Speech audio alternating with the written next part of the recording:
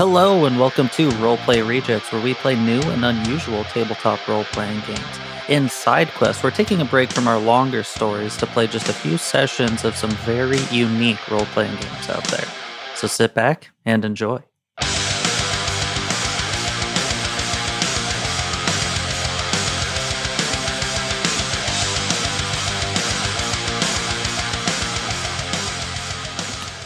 Hello, I'm testing. I'm 1, I'm 2, and I'm 3.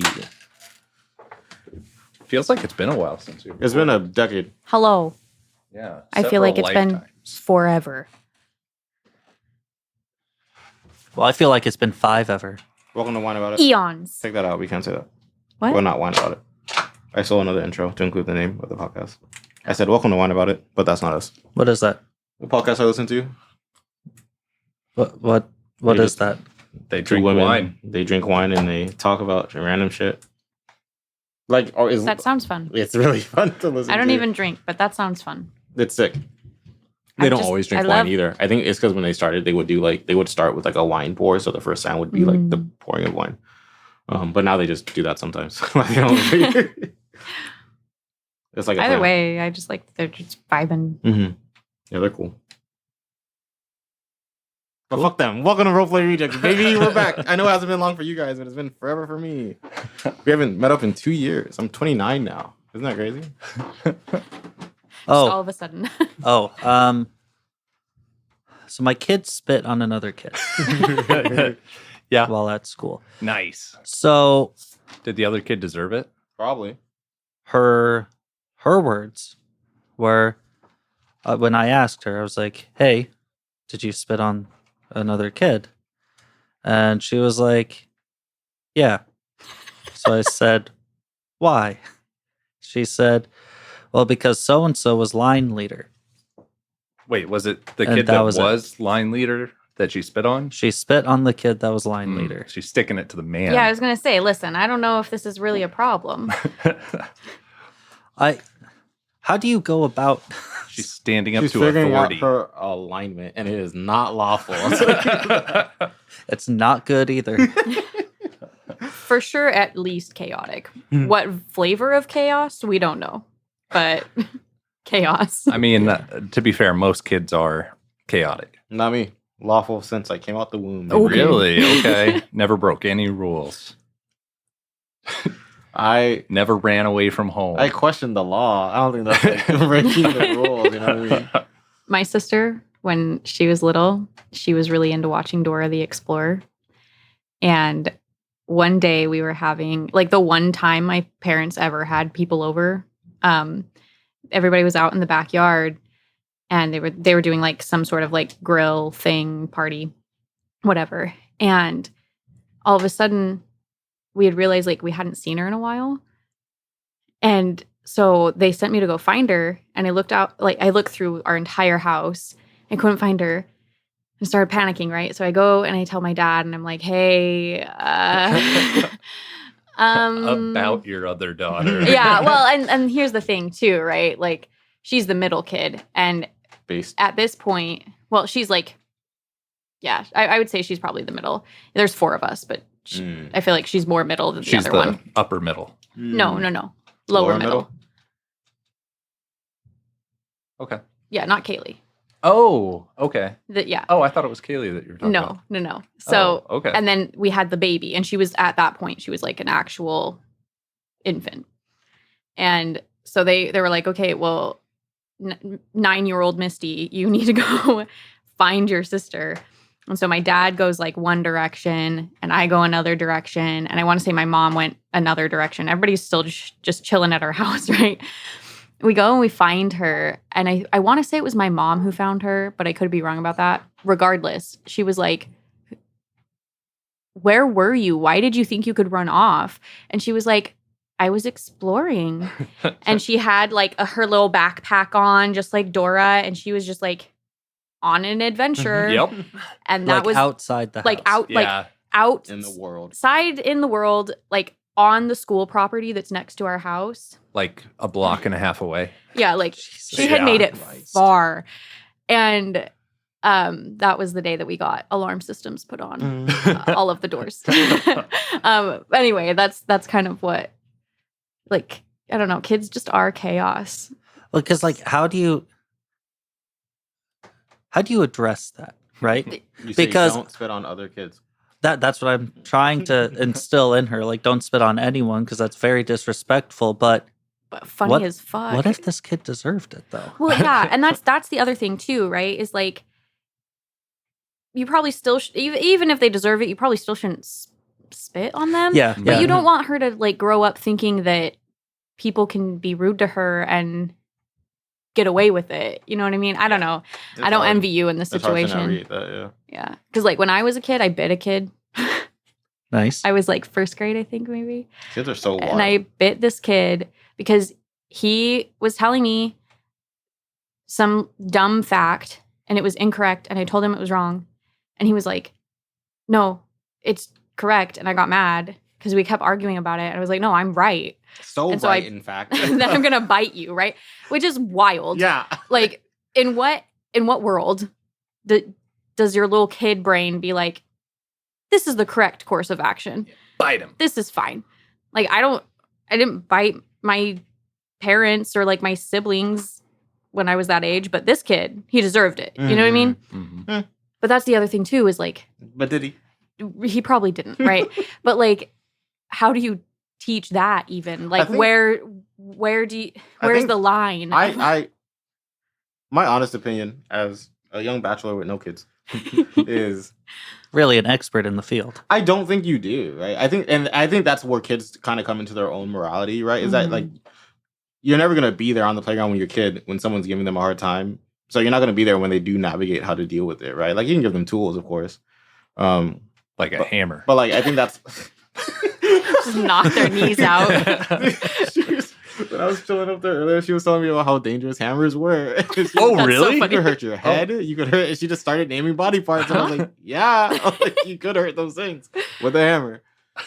Because my older brother and That's I, wild. when our little brother was growing up and dealing with like ne'er do wells in school, like we had very different approaches. Hmm. But I think that's because I grew up more violent than my older brother. So my older brother was very like, "Hey, if someone messes with you, you got to hit him with the old left, right, good night." You know what I mean? Mhm. But I was like, no, dude, you probably shouldn't get violent unless they get violent first. If they just take your jacket, you should just snitch. In my opinion.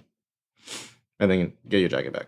I was always raised with the you better not start any fights, but you Yeah. better finish it. Yep. Yeah. And my thing is, like, for me personally, like, I'll fight. Like, if someone punches me, genuinely trying to hurt me, I will fight them, right? Like, Yeah. then I will go to fisticuffs. But bro, you took my jacket. Like, shut up. Like, you know what I mean? I'm not Yeah. gonna fight you for a jacket, personally, right? Mhm. Like, but that's because I had nothing but hand-me-downs, right? Like, if Louis Vuitton, if I was wearing fucking Gucci, maybe I probably still wouldn't. I probably just wouldn't wear it to school, to be honest. Yeah. Like, Yeah. but That'd be wild if you. I don't know, man. I were can't in think that of school. anything. If someone, I mean, maybe if they took my Lunchables. I did fight a kid over Lunchables one time. And they Understandable. won't even mind. But all that to say is like, I'm sure she'll fall into her own morality. Hopefully, it's not evil chaos. yeah. Because like before this, it was pushing, and honestly, some of the times that she's given like the explanation why, I've been like, yeah, fucking get him. Like a kid like pulling on her jacket while she's just trying to run around. One of those things of like her being a little faster, and then this other kid grabs jacket and like pulls Oof, back. Yeah. So she pushes him, and I'm Yeah. like, I'm not going to comment on that one. Now, you pushing another kid out of a chair, though, that's probably not. Yeah. I'm going to focus only on that. It's wild. Yeah. I can't even fathom how you feel right now. Like, I just, She's a smart kid. she's so She'll smart. figure it And out. she's also Yeah. so kind. So I'm like, ultimately, These not kids have actually deserved it, right? worried. Because she's like, Yeah. she's so kind that these kids have to have deserved it.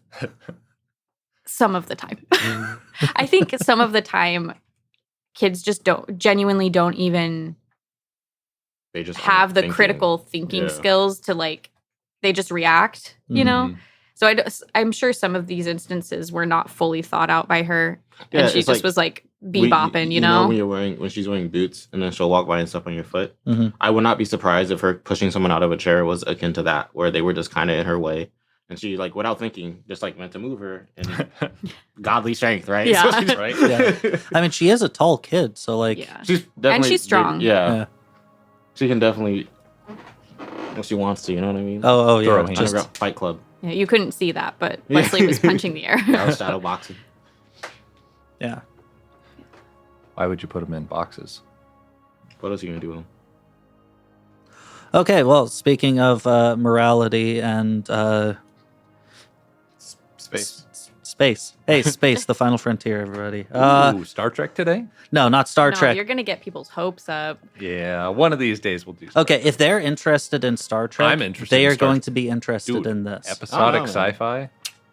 Does what someone I'm want down to let everybody know? NASA. NASA released a RPG called The Lost Universe that it kind of works as a system agnostic kind of adventure to go on. It's definitely got its roots in D&D 5th edition, Of course it does. but we're adapting it to Pathfinder Okay. 1E, 1E. because that's the character sheets that we already have created. Yeah. So we're playing as our Kingmaker characters. Sort From- of. Yeah, sort of. At least their stats, not any of their personality or anything like that. Fun. But yeah, this game is. Hold on. There it is. This game is. The adventure was created by Christina Mitchell, graphic design by Michelle Belleville, and then development and editing by a lot of other individuals. Kind of too many to name right now. Especially because I'll misspell them. But just know that this is for free on NASA.gov's website. That's so crazy. Your tax Yeah. dollars hard at work if you're an American. Science.nasa.gov. It's legit, folks. Nice. Like, Now, I do want to say, right? This is tax dollars well spent. Okay. Yeah, Besides, you're NASA right. doesn't get paid nearly enough, but they still had time to probably do this out of the goodness of their heart because there's some like scientific stuff sprinkled into this Okay. game. I don't want to be that guy, right? Uh-huh. Be the wet blanket like I always am. But I think one person at NASA was like, this would be kind of neat. And Oh, then yeah. the whole NASA was like, yeah, Let's do it. Yeah, we Yeah. did this. You know what I Yeah, mean? definitely. this was our science project. Exactly. Yeah. Exactly. It was one person probably made the story. Maybe like a couple of people, but I don't think NASA, the powers that be, were like, we should make a TTO. Oh Yeah. yeah, I mean, there's no way that all of NASA designed this. There's only like 10 names on here. Yeah, Buzz Aldrin isn't even on it. Yeah, Oh imagine. my gosh. No, but I think it's awesome. Yeah, I think it's really cool, especially with the push for Steam in the United States. I obviously can't speak for other countries. Steam but- is the new STEM. well, Because it involves the arts, yes. Yep. yeah. Yeah. So science, technology, engineering, That threw me for a loop when I first saw it. arts, math. Yeah. So I think this is a really cool idea that for them to have come out with because it hopefully will promote Arts. the arts and also science in particular. And this can be like The given to the gateway drug. masses, you know. And I think honestly, even though it's like based in 5e, that I think that was a smart move Absolutely. for NASA Yeah. in particular. You Now, know, do keep in mind the way that they describe it in here is really, really nice. So like for any DCs, it'll say like, yeah, this would be like an easy DC, or this would be a medium DC. Okay. That is nice. That way, it is one. 100% system agnostic, and for every single time that they have any damage rolls in there, they say or GM discretion, Yep. nice. Cool. just to like really let the GM kind of like adapt it to whatever system. That's awesome. Obviously, Pathfinder being the best. yeah. So, Yeah, that's where you get your math in Steam. Yeah. So Yeah. you're welcome. Okay. Then STEAM stands for math. Is this the first time we've done a system agnostic? Yes. I think so. Yeah. I Yeah. think so, yeah. Yeah. Cool. Which I'm excited about because there's tons of really cool modules out there There are. that people have created that do stuff like this. Yeah, I just think it's not really been on our radar all that much because it's not like a different system. It just piggybacks off of other systems, which is still a good way to like step into other ideas so that then Yeah. you're not traipsing around Galarian or the Forgotten Realms all the time. Yeah. You can Yeah. shake it up. Yeah. Absolutely. Yeah, definitely. And I'd like to give a shout out to our Discord members who pointed this game out to us. Yeah. Who was it officially? Do we Ooh, remember? Let I me pull don't it up, off the top. 'cause Yeah, pull it up. Okay, I We pull love up. them. We're scrolling. And by we, I mean Missy. Missy scrolling. Let's see. But yeah, we got talking RPG about ideas, this probably. Yeah. on the Oh, it was Discord. Disco Tag. Oh, it was Disco. Oh, Yeah. sweet. We love Disco. Disco, So you yeah, did not smell bad. yeah, you're You one of the smell pretty homies, good, Disco. probably. So, if y'all have more RPG ideas, throw them at the Discord. We might pick them up. Yeah. With that, I mean, let's get started. Let's do this.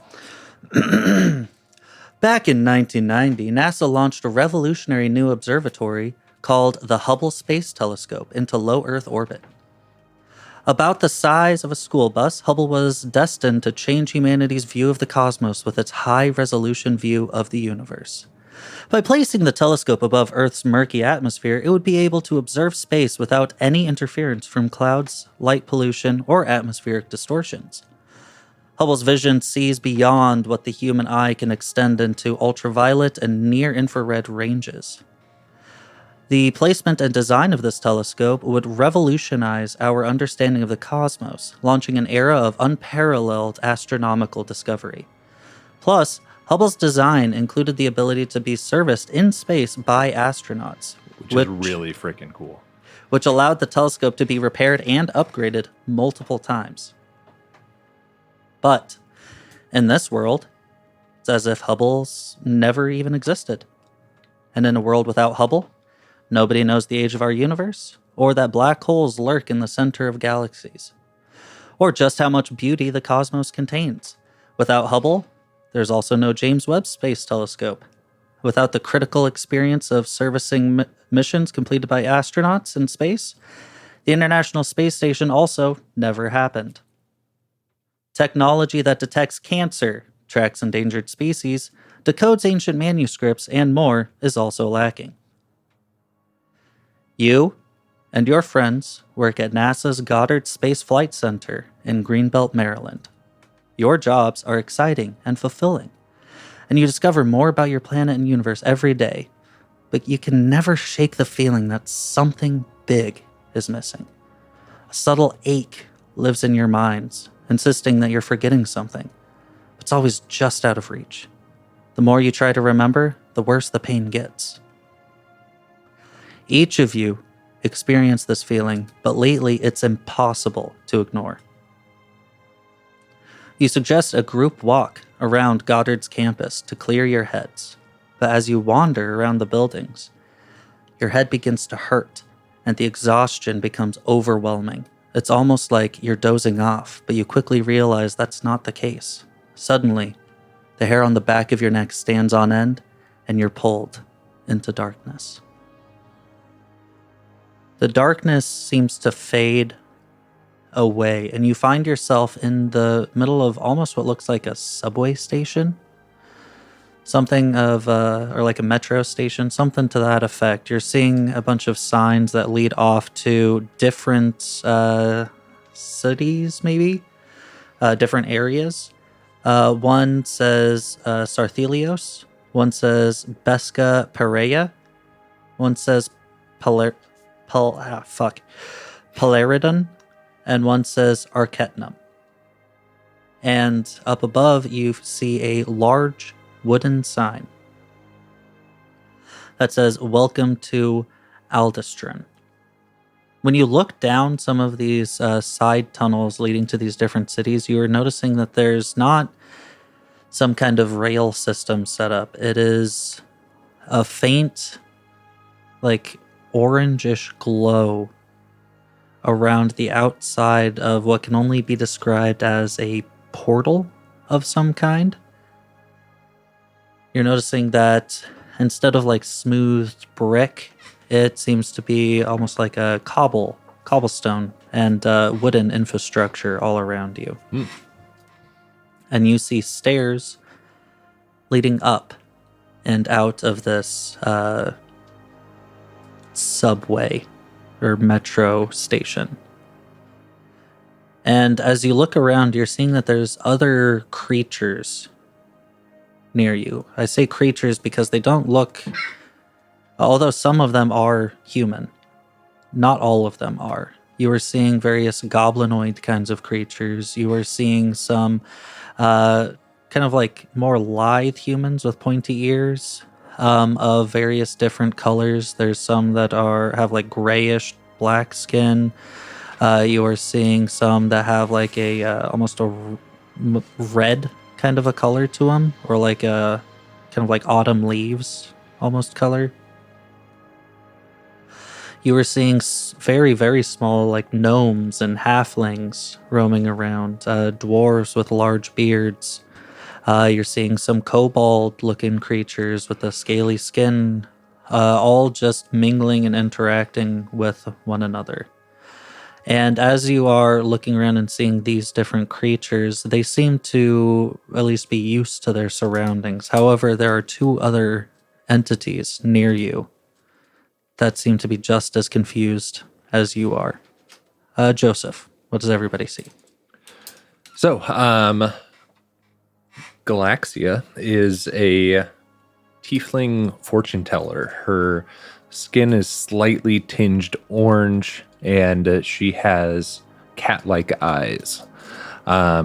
She is dressed in traditional fortune teller garb, long dress. She is taller and always talks with her fingers together, kind of, thinking while she talks. Is that a trait specific to this creature that you find your consciousness inhabiting, or is that something that you back on Earth would do as well? Ooh, I think it comes from this fantastic realm. Okay. Yeah. Misty, what does everybody see? Era is a small, fae-like creature. Those of you wondering, she's technically a wood nymph. So she's not tiny. She's not, like fairy-sized, but she is smaller, probably around 5 foot-ish, and very... all of the words left my brain. Just a second. Buffering? Yeah, honestly. Well, what kind of things would she be wearing? That's where I was going. Thank you. She's very short, and because she's a wood nymph, she has dark, kind of like bark-like skin. She is wearing a lot of it's like green, almost like a green bodysuit, and some that you can tell that there's like some leaf-shaped embellishments, but the major makeup of all of this is various colors of green. Okay. And lastly, Wesley, what does everybody see? A woman with really pale skin. She's like average height. She has really pale skin and white hair. She has piercing blue eyes, and she dresses in like kind of like flowy robes, flowy white robes with like orange flames adorning them. Sorry, are the orange flames like coming from the bottom and like leading up, or is it like sporadic? It's like flames? sporadic kind of flames. Cool. Okay. Her arms, like from the just below the elbow down, are wrapped in bandages loosely, and then every now and again, where like you can see into the gaps in the bandages, you can see blackened arms, as if they had been charred or burnt. What's going through your guys'... Sorry, go for it. I'm gonna say, and she goes by Kiki. Okay. Please do not sing. Okay. I wish you hadn't said anything. What do you think is going through your minds? Your earthly consciousnesses have inhabited these strange forms, and you find yourself... Well, I mean, you're not at the Space Center anymore, so... You're not in Kansas anymore. I'm gonna turn to the other two. Like, excuse me, I'm new here. Do y'all know how to get to Greenbelt, to Earth? That's an awful coincidence. I was gonna ask you the same thing. Wait, what's your name? Leo. Oh, okay. And do we recognize each other by our like NASA names? I mean, yeah, all of your consciousness and memories from Earth still reside within you. Okay. You. Yeah, I'm George. Oh, You look different. yeah, you too. Okay. Oh, Sorry, I didn't think this are through. are you? Are you? I from Earth, didn't too? remember I Me needed a different No, I persona. didn't either. I just No, made it's that okay. up. Yeah. Oh, I was just assuming that you guys were going to be Joseph, Misty, and Wesley, but this is good. Man, I have a type for names. I gotta get more creative. We can talk about today's sponsor while we wait. Okay. NordVPN. Don't like, if you use Nord, that's fine. Don't do it because I said it, because then it's free ads, and we don't do that here. But if you're tired of going on Netflix and not be able to watch certain series because they're region locked, using NordVPN. No, stop it. My name's Natalie. I don't know why I like dropped my voice an octave for a second. I'm not a boy. Aren't we all, man? No, literally none of us. Yep. Weird. I I also don't have a Kiki voice, so my voice is gonna change a lot while we play. That's fine. Okay. Yeah, I do want to preface, you guys were literally just having walking some together. headaches, and you were all walking together, kind of like walking from building to building, when suddenly you're here. My dream, by the way. I literally, like, one day this will happen to me in real life. Yeah. I will become a kitsune. With white hair. Is that what you are? Do you have like a foxtail or anything like that? Not currently, no. Okay, cool. Okay. Well, hopefully someone around here will have some answers. Yeah. And it's maybe at this point in some of the lulls in conversations that you are hearing some of these other people who are kind of like standing around and talking with one another. They all are speaking English. Good. And, or at least what you perceive as English. And you are overhearing quite a few different conversations. One of them is saying, "Oh, so you've been accepted into the university?" Yes, actually. I've been studying astrology quite a lot. And luckily, it sounds like I'm going to be stationed at the observatory. Oh, wow, that's incredible. Someone else is piping up, and they're having a conversation. Yeah, I gotta go back and work the fields again tonight. Oh, yeah. Space fields. You at least getting paid for the overtime? Yeah, I am. It's just kind of hard work. It's a little disorienting with all the lights down there. And then you hear yet another conversation that says, "Oh, thank gosh!" Someone coming from one of these walkways to the side, from one of these other portals, I guess. They're saying, "Ah, we made it just in time. Come on, let's go to the Horsehead." The Horsehead? Yeah, I mean, I suppose Damien's got enough stories for for us. I just wish their food was a little bit better," as they saunter off. So, I think I turn to my friends. I think a tavern maybe is. Sounded like those guys were talking about the horse head. Yeah, that might be the best place to drum up some information, and then maybe that observatory. Yeah. Oh, do we have money? And then I kind of Start feeling my around. pockets. Yeah.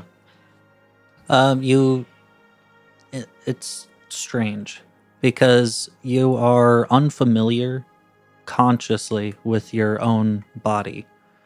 However, you think about money, Mm-hmm. your hands instinctually go to coin purses that you have on your person. And as you check your other gear, your hands are instinctually kind of going to these other pieces of armor. You're never like patting yourself and wondering where anything is. You seem to know. Okay. So yeah, so it looks like Looks we like have we're plenty covered. of money. Okay. I guess we follow slither them. along. Yeah. Yeah, and in this subway area, excuse me, you are seeing that there is light here from various different light sources, though they look nothing like the standard iridescent lights of standard light bulbs.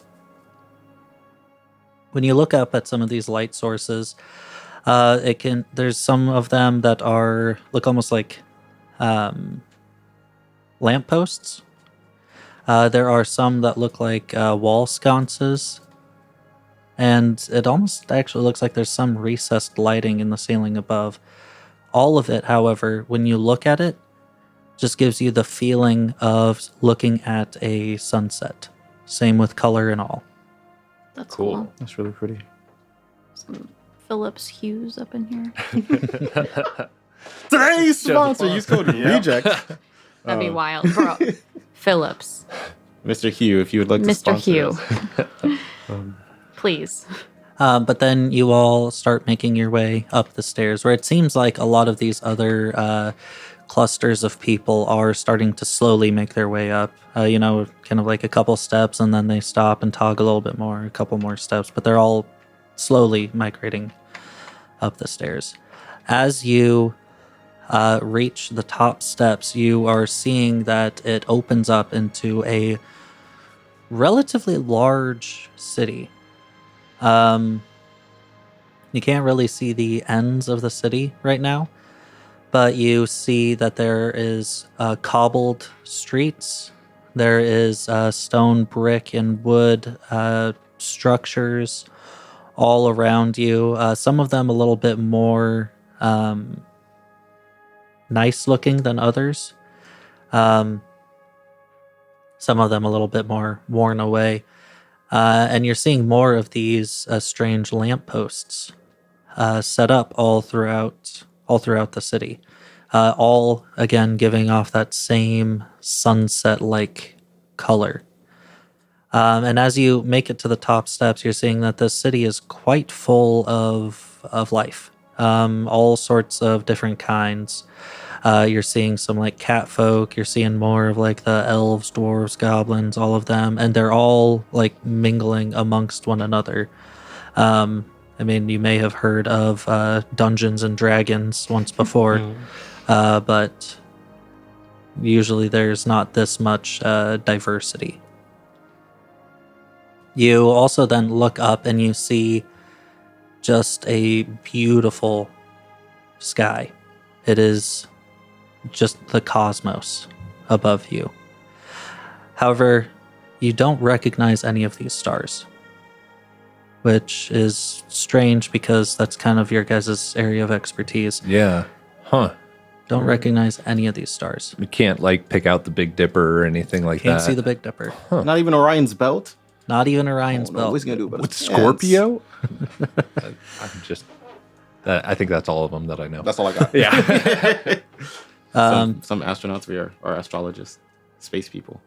So Looking around, though, you are seeing that there's various different shops set up, but it's all kind of like that medieval fantasy kind of a look with one sign hanging down that's an anvil with a hammer. Nice. Another Classic. one that seems to be a horse's head on a red background with a tankard underneath. You're seeing that there's some with like a sewing needle and with some thread. Just a bunch of things like that. And there are a couple of street signs, but not too many.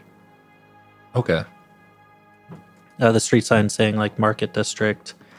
And then kind of like in a little bit more of like golden font is the university, and then another sign for the observatory, both of them golden font. Cool. Gaunt. Around the one sign that has a horse's head and a tankard, you're seeing kind of a gaggle of people, just a crowd that seems to be assembling, and you're hearing some kind of loud but in the distance murmuring. Okay. We approach. I'm guessing. Yeah, I mean, Don't see any like signs that say Earth this way. yeah. This No is kind signs of that say hard. Earth. Just various different districts. Okay. There's one for like a guards barracks. Okay. So yeah, let's head to the tavern. Mhm. Okay. You all begin approaching the tavern, and these murmurings are getting louder and louder as you approach. You come to it, and you hear almost like a really loud argument and shouting as some of these other people are starting to like back up a little bit. You hear, "What are you trying to say? No, it's ghosts from old Moxana. Making our researchers disappear." "Oh, that's nonsense. What really happened was the criminal underbelly of the city is getting out of control. Rampant kidnappings is what it is. You've seen how ineffective the guard is. No, no, no! The captain keeps sending guards outside the city. That's where the trouble is. I'll bet my nose." And as you are getting closer and kind of like scooting through the crowd, you see that it is an argument between a gnome, maybe, I don't know, 8 inches tall, and a full-grown human. Dang. Okay. And that gnome was the one saying that the trouble is outside the city. But he hops up onto the table and then just, pow, punches right into this human's face, knocking him to the ground. He Nice. stands up, wipes his mouth, and gets into kind of like a fighting stance. And Small but fierce. you notice that there's 2 others that are now getting involved in all of this. And you hear someone from the crowd just saying, "Somebody stop them." Amazing. As they are getting ready to throw hands. What do you all do? I'll tell you what I don't do. Stop them. That's what I don't do. Yeah, I think Yeah, we I- just watch. Yeah, because that's what I was gonna say earlier. Like, it's kind of hard when like you're trying to figure out what's going on. Yeah, like, we're do I brand new want to people to town. be fighting? Do they fight every day? No, not really. But like, who am I to say? What am I gonna do? Throw hands? Yeah. Well, you can't. Yeah. But sorry. Anyway, yeah, I feel like just kind of watch it Kinda, happen. yeah. Just wait and see. Okay. If anybody Wait else- from like across the street. Yeah. Just Yeah. gonna watch it go down. Yeah, you're seeing them just starting to go at it. You're hearing the impacts of punches going back and forth. At this point, it is a gnome, that human man. There is an orcish-looking individual and another human that are all just starting to throw hands at one another. Okay. And that is when you hear a voice coming from a black-haired, gray-skinned individuals. "Hey, knock that off! Shit. Free drinks for whoever can stop these assholes." Ooh. Should we? Should we stop these assholes? Have you ever fought anybody? I mean, Not like this. But What do you mean not like this? How hard can it be? And Yeah, just follow my lead. Yeah, I look down and I'm already like twirling a dagger between my hand. Like, oh wow, yeah, I guess I'm ready. Yeah. You're starting to twirl a dagger. Misty, your character, you just suddenly feel like some of that bark on your skin starting to shift, and you feel as though you can just like reach out and connect with like plants and other like moss and things that are growing within some of the cracks of the cobble. And then Wesley, your character, you feel that the burnt hands, it's been like this weird like numb pain. But as the pain starts to almost like fade away as just pure heat, it's not burning you, but pure heat seems to be like flowing through your hands. You're used to this? Okay. Let's go. Okay. Okay. How do you approach? I walk in to the horse's hanging head of doom. And I say, listen here, you freaks. Stop fighting. I want free drinks. Roll an intimidate check. Okay. We're going to say it's a DC of 20 because they're in the middle of actively fighting. I'm rolling. First, I'm reading my site. You said intimidate? That's what you said. Yes. Intimidate starts with an I. Oh no, bro. No. I got 19. Oh no, 19? I got All 19. right. I have plus 12 to intimidate. dude, that's wild. Yeah, she's spooky. Yeah. That's That the piercing blue eyes. that orcish individual just kind of like backs up and then looks over. The hell with this, and just kind of storms out, shoulder checking a little bit past you, but does end up leaving. The other three, however, start kind of looking over at you with not like murderous intent, but anger for sure. As one of them just grabs a tankard from the table and throws it at you. Does a 12 hit? It does not. Instinctually, you manage to just duck and move out of the way and like turn your body so the tankard kind of goes just inches past your chest as it clangs onto the cobble outside. Nice. Roll for initiative. All right. Now I get a 19 on the die. Grow up. That's 22 total for me. I got a 13. And Misty? 21. 21. All right. Wesley, you are up first. Your combatants are a gnome and 2 humans. So they throw the tankard and it misses me, and I want to go wrong choice, and I want to use heat aura. What does that do? I hear you cry. What does that do? Or I'm sorry. What does that do? I genuinely thought you were asking. You're like, I'm going to use this. What does it do? What does it do? And I was like, I would do Wesley. that. That's valid. As a swift action, you can cause waves of heat to radiate from your body. Sorry if this hurts. Cool. This heat causes 1d4 points of fire damage per 2 oracle levels.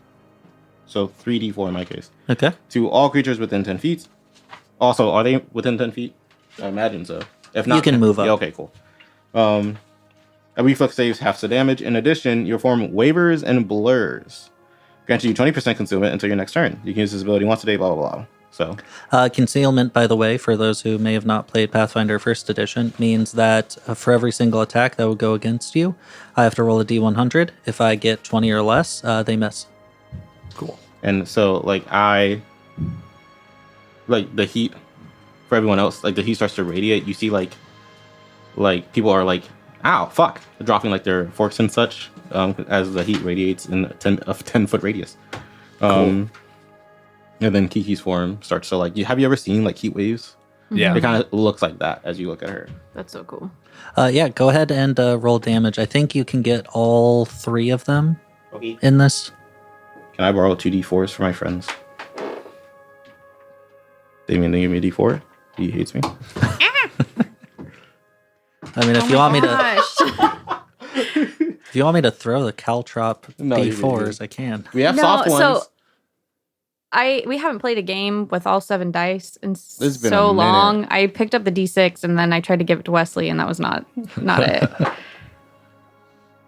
That is 7 damage, unless they 7 reflex damage. save. In which case, Reflex save for yeah. them?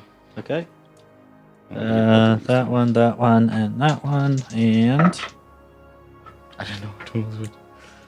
Okay, the gnome, with his reflex, it would be 22. Oh yeah, that saves Okay. probably. The first human got 11, That does not save. and the other human got a natural 1. That does not. Nice. So you're seeing that the 2 humans are like profusely sweating at this point. Save. Oh fuck! Yeah, What did I say? That it does. I said fire damage, right? yeah. No. Hold on. I need to read. Sorry, I have a thing. Okay. This doesn't count as a spell, does it? I don't know why I'm asking you. That's but, an like- ability. Okay, never mind. Never mind. Unless it says a Spell like ability. spell like, yeah.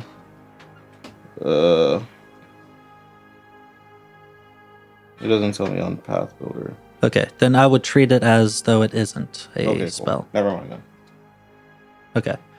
Yeah, so the 2 humans are just profusely sweating at this point. And their skin is starting to turn a little bit red.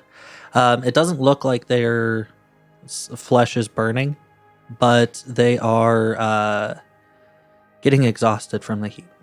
Cool. How robust do these guys look? How robust? Yeah, like if I had to, like if I walked in before, like and I looked at them, would I be like, oh, they look like they got a lot of HP, or would I be like, oh fuck, they don't look like they have a lot of HP? I would say they... The gnome, you're not really sure about. You never have looked at an 8-inch tall person before. But the 2 humans, you would say that they must be... They're pretty in shape.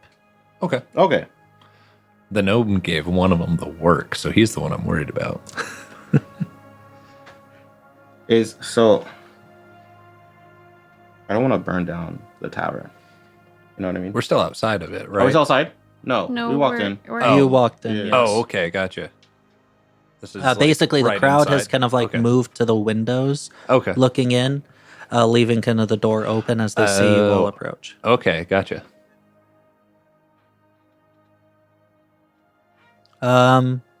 And that is your full turn? No, the swift action. Swift action. I'm just Damn. trying to think because I don't want to cast Burning Hands. Can I cast Burning Hands and not burn down the tavern? You might be able to angle it in such a way, yeah. Okay. I want to cast Burning Hands.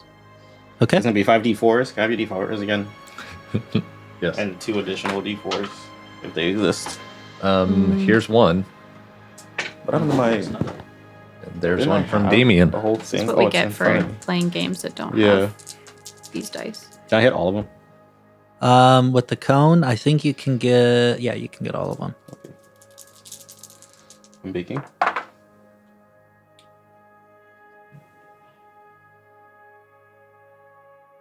I'm sorry, that's mine, I know.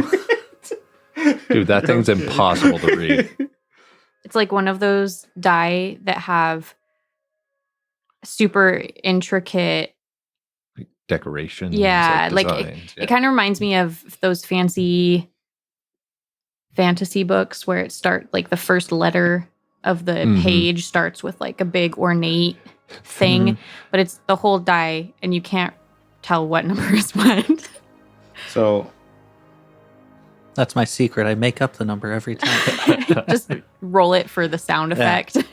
so 12 damage, reflex halves. Okay. So the 2 humans and the gnome. The gnome got 19. Okay, I'm gonna say that saves. I actually don't know what my spell save DC is, but I'm gonna say that's probably enough. And a 2 and a 3 on the die. The other two fail. This gnome is going to be hard to get, I guess. Okay, so regardless of whether or not they save, I have this cool feat called Burning, or is it a revelation? I have this cool revelation called Burning Magic. What does that do right here, you ponder? Whenever, oh sorry, not the gnome. It's when they fail a saving throw. Whenever a creature fails a saving throw and takes fire damage from one of your spells, it catches on fire. The fire deals 1 point of fire damage per spell level at the beginning of the creature's turn. The fire lasts for 1d4 rounds. The fire lasts for 2 rounds, but can be extinguished as a move action if the creature succeeds a reflex save. And you said it was 12 points of damage? Yeah, 12 if they didn't save. Dude. Okay. And now they are on fire actively right now. Their clothes okay. are starting to catch a little bit, but it looks like they haven't quite noticed it yet. They're still pretty profusely sweating. Mm-hmm. Cool. With that, we move over to Misty.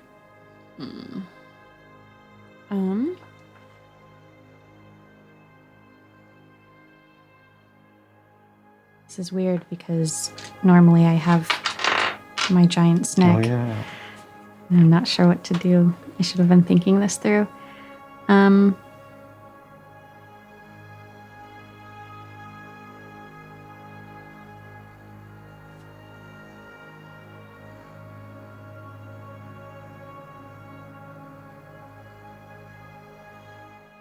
I think I have a short spear, and I think I would like to try and roll maybe like a, what is it called in this game? Are you trying to do non-lethal damage? Yeah, I want to try and like kind of come in closer and like point it at them to do more of like an intimidate rather than actually trying to hurt them. Because I feel like with them slowly burning, They're having a bad enough day. yeah, I'm kind of hoping that they'll just be like, okay, fine. You know? Okay. Same DC 20. Okay. Intimidate check, but I will say you're going to get +5 to the roll because you're brandishing your spear at them. Okay. And they are actively on fire. Weird. What'd you get? Got a 1. A 1? A 1. Awesome. I guess they know who Honest. they're targeting. Ugh. So I point my spear at them and I say, Avast.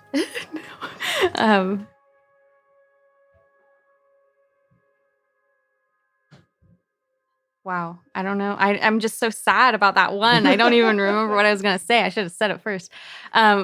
Perhaps your character gets choked up too? Yeah, just kind of like,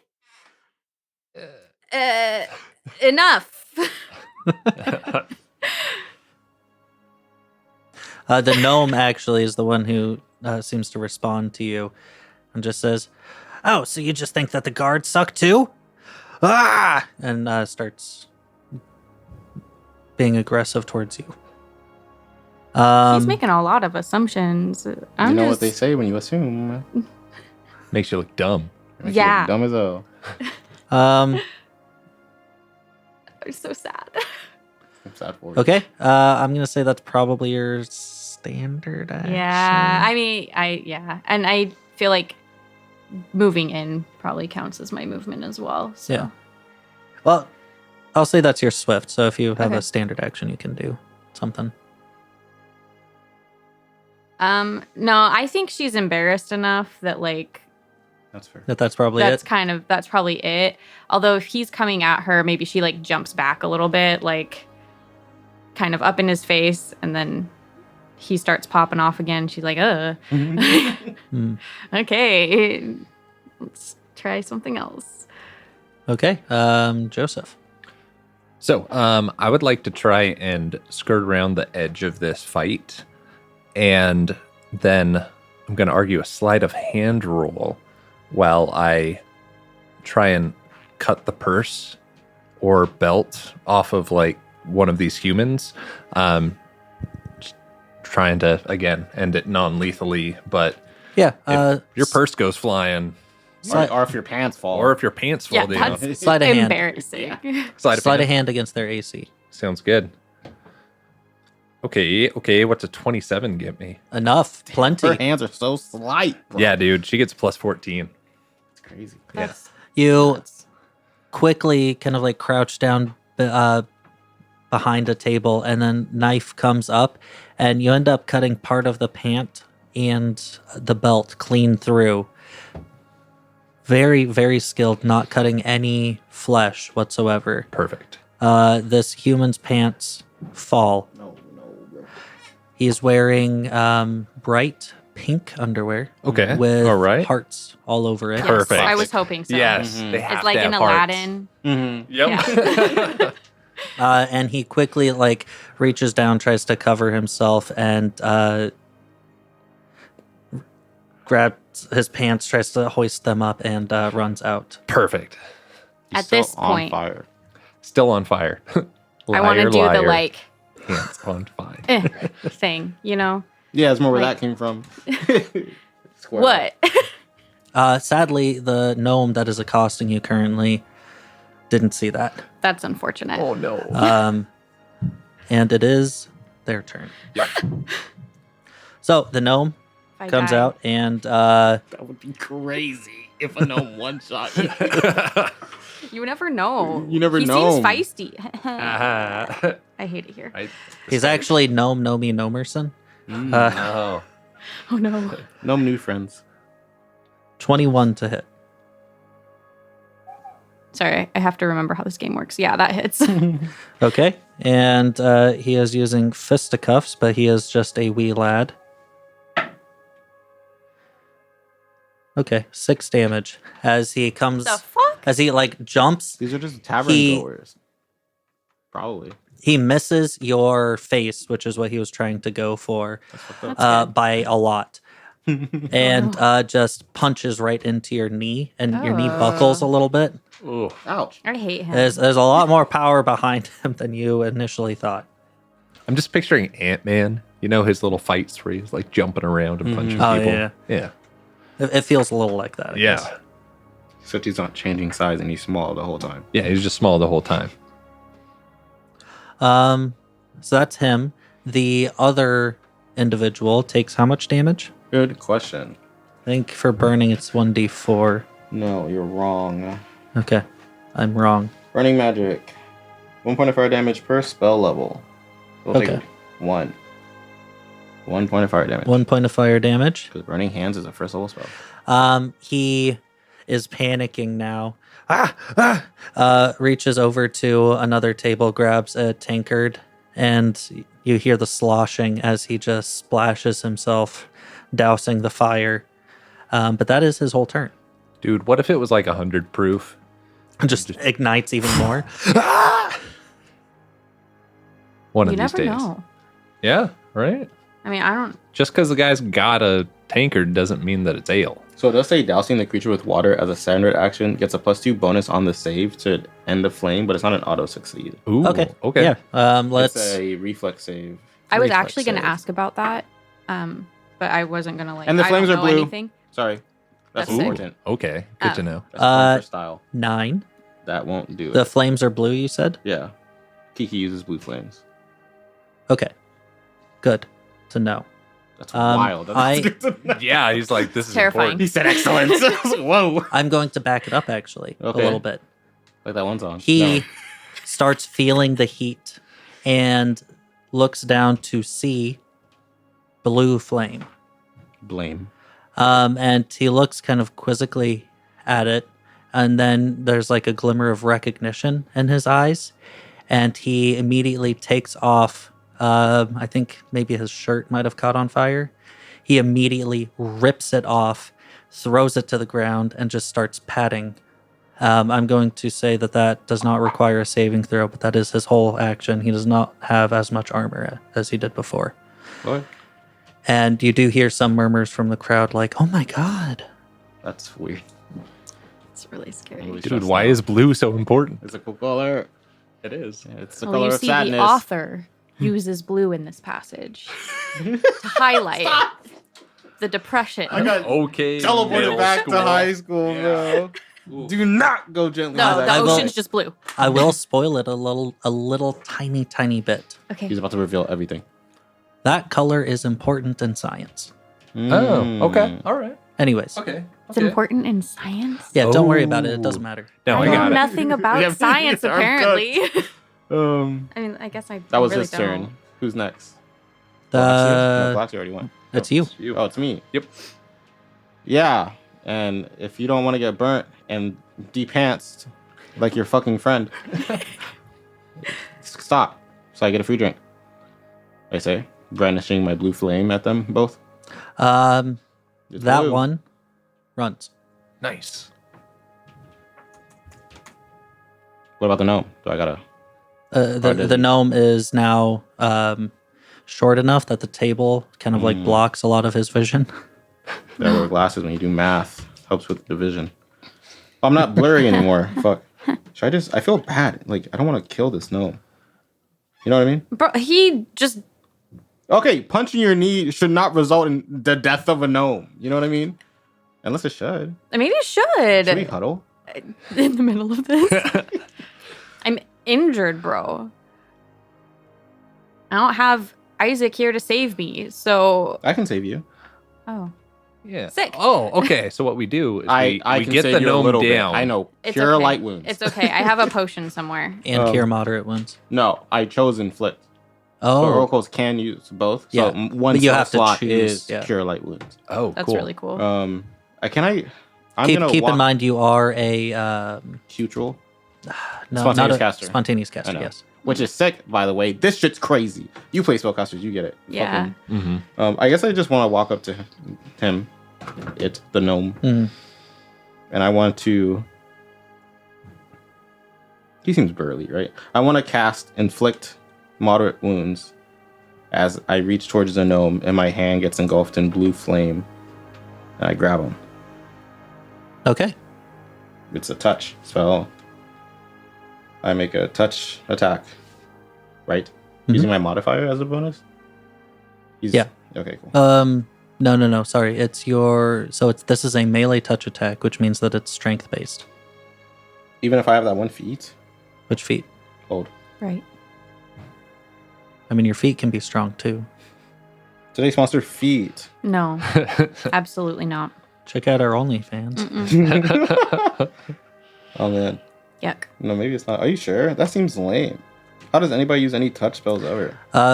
And ranged touch attacks are dexterity based. Oh, Huh. really? Yeah. Either way, you get to add your base attack bonus. Oh. Hold on. Oh, so it's strength and base attack bonus. Yeah. Oh, wild. Keep in Okay. mind, it's Pathfinder. There's Yeah. like 20 modifiers. I know, right? What is my base attack bonus? Hold on. Stop rushing me. God damn it. Okay. Touch attack. Fiery hand. My bab. Where is it? Am I crazy? Should be right I found under it. your saves. I found it by myself. Okay. Oh no, I was cutting him off and then I rolled low. That's what I got. What's a? You said I have my base attack bonus and my strength modifier. What's Yep. a? What's an 11 get me? Not enough. Damn. That's why He you is rolled small. a 6. He is mechanically small, Mhm. which means that he gets a bonus to his AC because he is so small. Yeah. And yeah, you reach out and try and touch him, and you just can't get a hold of him. He's Squirmy little guy. yeah, Cool.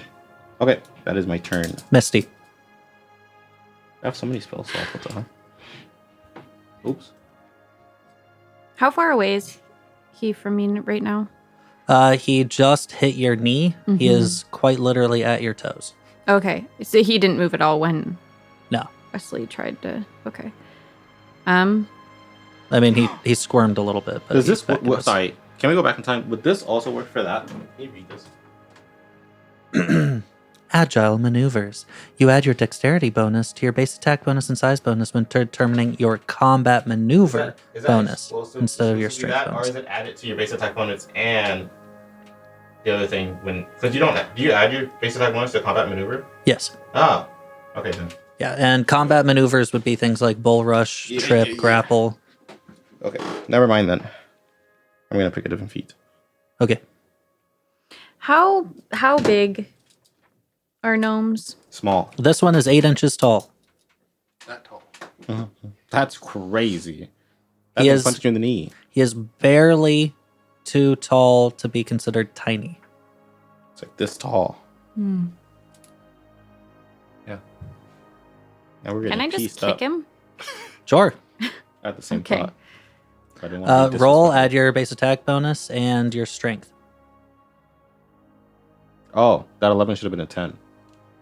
I have a minus to my strength. I forgot. Oh no. I have -1. Kind of makes sense. Your hands are quite Yeah. literally blackened. Oh no. You got it, I believe. I don't.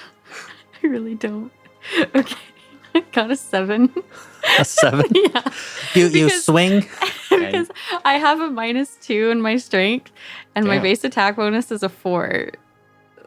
Nice. So We are not a strong party. this is But I bet we're all dexterous as shit. Uh-huh. at least I'm smart. Okay. You wouldn't know it, but I do work at NASA. So True. You swing your foot, and he easily dodges out of the way. And then you bring that foot to try and stomp him again, but he just kind of like pushes your heel away, and you just like stomp into the ground. You're not able to get him right now. Joseph. Yeah, I would. Go. please take Galaxia. this guy out. I would also like to kick him. Okay. Oh my gosh, we're Let's just gonna get him. curb stomp No, him. I want to That's hacky not sack what he him. said. That's crazy. It just feels like a lot when all of us are kicking him. Like Are we the Giants?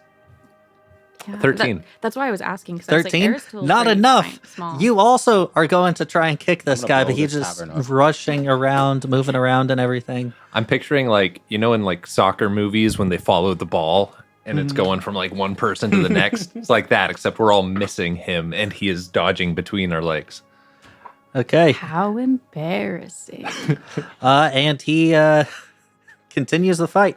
And we'll go ahead and now try and hit the most recent person that tried to kick him, Joseph. Here we go. Oh, by the way, I'm calling you all by your guys' names just because Sure. I want to make the distinction between your Kingmaker characters and your... Okay. Okay. Sounds good. Ooh. 22.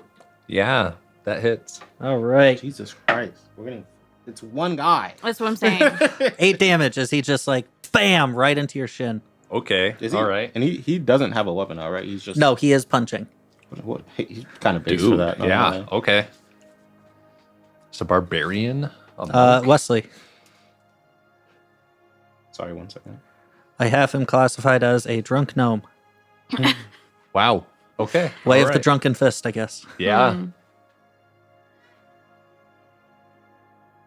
So I'm gonna flavor this spell as we see Kiki create because we were just talking about soccer, a blue orb of flame, and she drops it and kicks it at the gnome.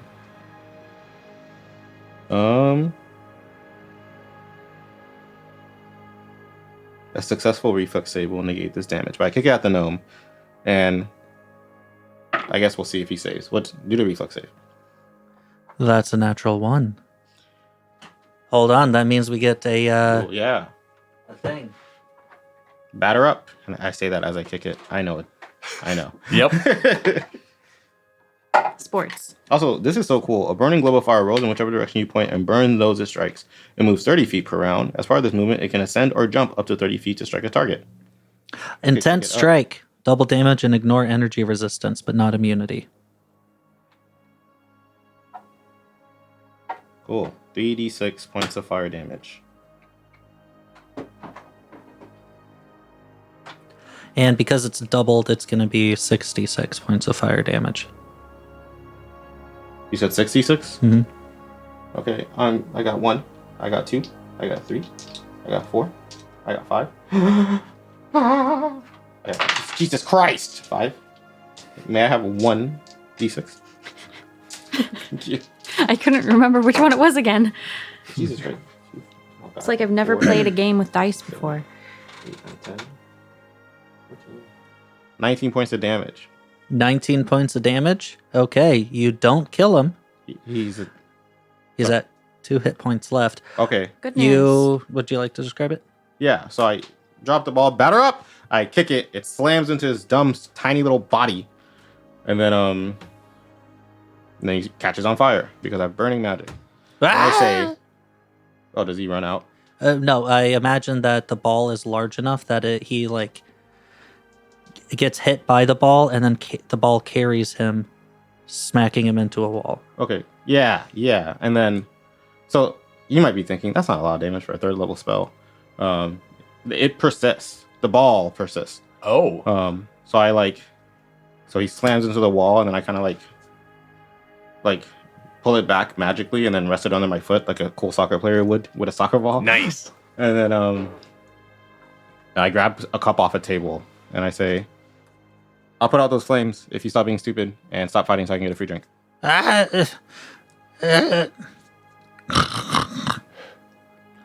I'm gonna put out the flames because I don't want him to die. That feels fucked up. I Yeah. just pour water on him. He's got at least. Actually, do I even have to do a that? They're my saving throw. flames. Can I just flavor it that I like unfire him? Is that okay? Yeah. Okay. And you are out of combat. Oh, I like All of the people around are like murmuring, like, "Oh wow, oh they really like. I've never seen fighting like that. That's so interesting. Did you see that blue flame? Yeah. What the heck was that about? That was crazy." And then the crowd kind of slowly starts to disperse, and that black-haired, gray-skinned individual is like, "All right. Thank you. Hey, one of you out there, can you get him home?" "Yeah, I'll get it."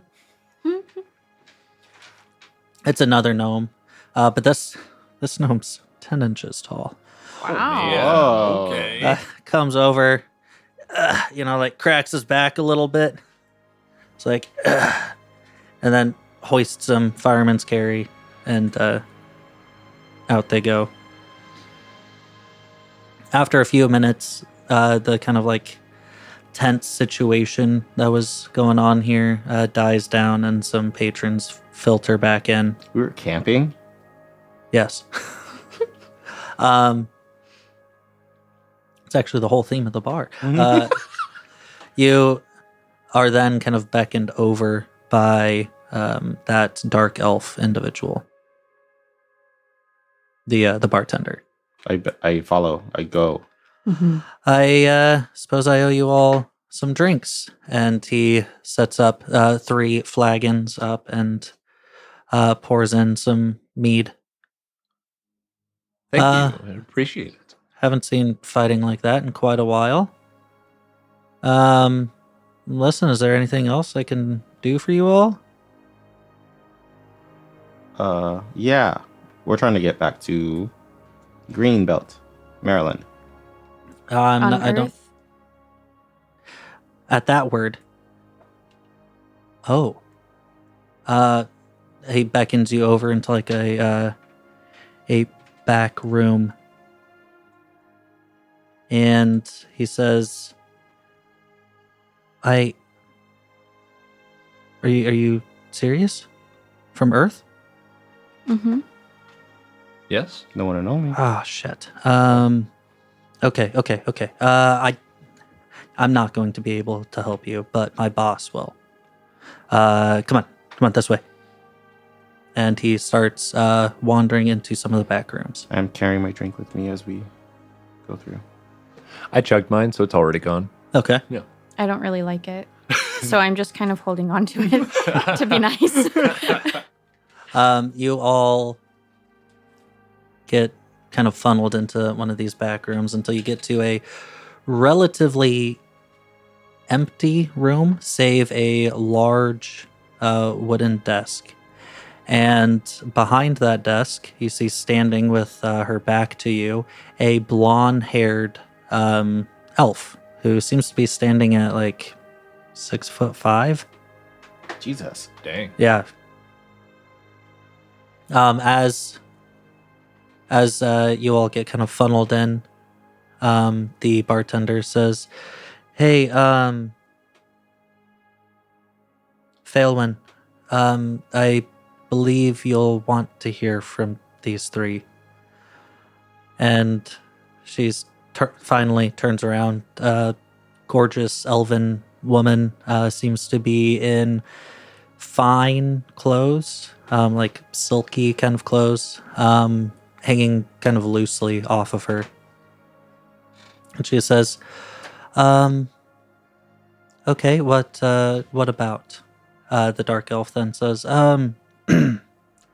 "They're from Earth." And she stops and kind of starts to inspect each and every single one of you. "That'll be all, Damien." And he walks away. I didn't make up these character names. These are part of the module. Oh, that's funny. really funny. It's Damien spelt incorrectly Oh, with an E-N? with an E. Weird. I know how to spell his name. That hasn't been a character arc the past month or so. All right.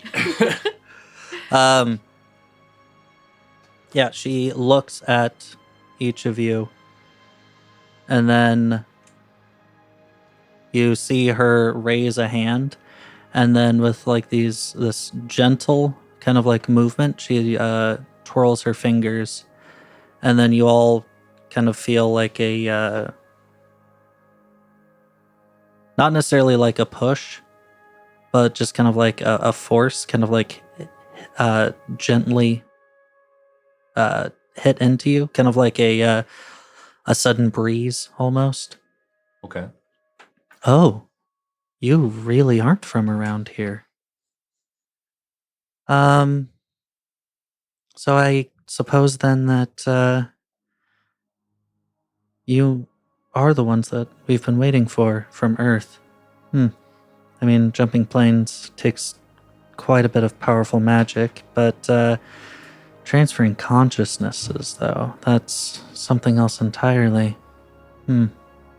Interesting. Did you bring us here? Me? Oh, no. I'm not quite so knowledgeable in that. But I may know who has.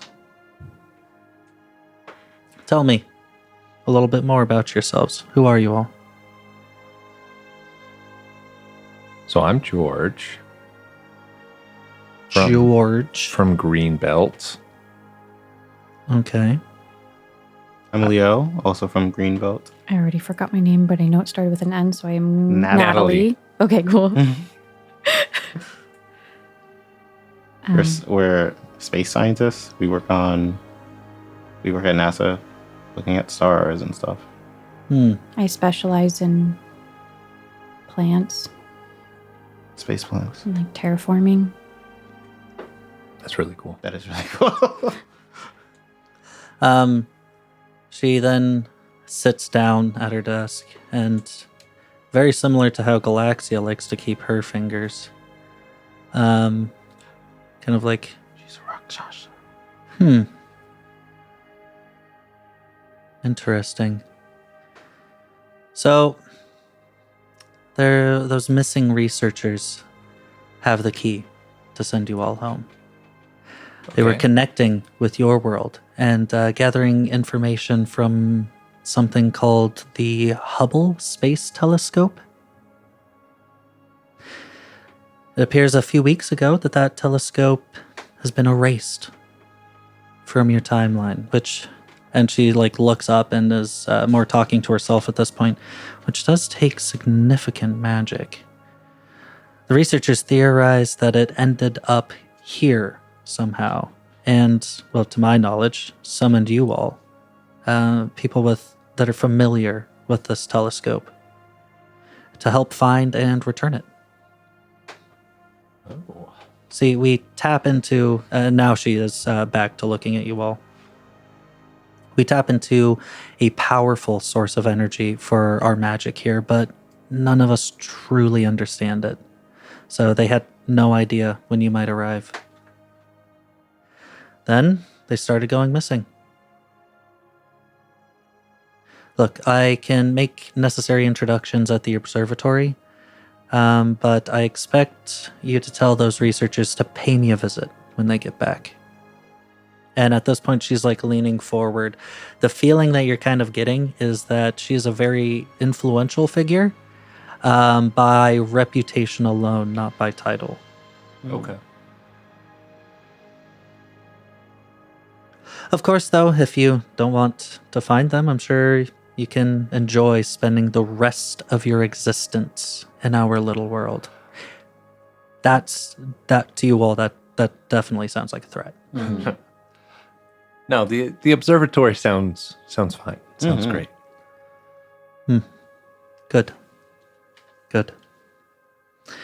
Here, she reaches into her flowing attire and pulls out a letter. Give this to the observatory, and they will let you right in. Okay. Ta well, ta. Thank you. Thanks. She was mean. Yeah. She was like nice, and then she was not. Yeah. Rude. And yeah, she ushers you out. All right. Should we just head straight there? Yeah. Okay. Hey. We derp our way to the observatory. Okay, and and derp you do. I need some kind of a navigation check. Oh, if only I was karma. A knowledge local, perhaps? Okay, yeah. This is DC 10. Okay. 16. It's more than 10. 16, all right. It isn't too hard with the signs, but they are kind of sparse. So it's more like, it feels like it's more the people in the city are just very familiar with the area. So then they like look up at the sign. They're like, oh yeah, the observatory is that way. And then they kind of know which route to take. Okay. So it does take a little bit, but as you are navigating through, you're starting to get into like nicer and nicer districts until you find this massive, ornate, made from steel and gold observatory. Up above the sign, it actually says Orion Observatory and Museums. His belt. It's in here. The gift shop's just all belts. You you derp your way in, and Thank you are immediately greeted by a rather large room with some chairs to the sides. There's a lot of glass kind of making up this section of it. The other thing that you noticed is as you were traveling around, that sunset kind of light that had been illuminating the city starts to turn to almost like a moonlight. Cool. It's Okay. really cool. But again, you look up, no moon. Huh. And you come in and you see a young man who seems to be sitting at this secretary desk. Seems to be halfling, kind of like shaggy hair, but otherwise is dressed relatively nice. Is he wearing shoes? No, of course not. Yeah. Hairy feet. Weird. Combed. Hey. Not on our OnlyFans, though. Subscribe. Feet pics. The hairy feet are combed. Oh, nice. That's impressive. classy. Got some pomade in there. Oh yeah. It's Axe body spray, but for your feet. I don't like this. No one likes Axe body spray. No, Not today's I sponsor. also just Miss Day's feet. It's true. I don't. She like does. them. You were gonna say something. Something actually. No. Were you not? I swear you were gonna say something. Oh, I was gonna say, hey. That's what she says. Well, because like Era Well, doesn't wear shoes. Hey to you. So Oh, Kiki also doesn't wear shoes. everybody's Galaxia wears shoes. The only Man. civilized person here. What a freak. You guys just travel with dirty feet. Yeah. Like I take showers. Yeah, but mid travel. Yeah, Yeah. Dirty souls. but like I not don't like know. With how flaky your skin's looking, you can't say that, Galaxia. That's fucked up. she's got this like bark skin. I mean, is that healthy? It doesn't look very smooth. Hey, you. I don't even know what to say. Like, be nice to me. Listen, Galaxia is judgy. I mean, to be honest, you'd probably do wear shoes. It's just for whatever reason, it just feels comfortable walking barefoot for the both of you. I'm a fox. They don't make shoes for foxes. I mean, like, That's why. Wait, are you saying like our normal people wear shoes, or like As our in you characters back wear on shoes? Earth. Oh wore yeah, shoes. no, for sure. Yeah. Although sure, I don't but know, me I went right through a now in long my period of fantasy- time where I Yeah. wouldn't wear shoes. I know it was wild. You would literally leave our house without shoes. Yeah, dude. You came in with shoes and left without them. Because I was in an apartment. You're get walking it. through the snow without shoes One on. horse open sleigh. Hey, you at the desk with feet that are nicely combed? We're here. Hi. We have this. And I hand him the letter that the pretty elf gave us. The pretty tall elf. He kind of like scrunches his face a little bit and takes it. Am I supposed to read this or? I think so.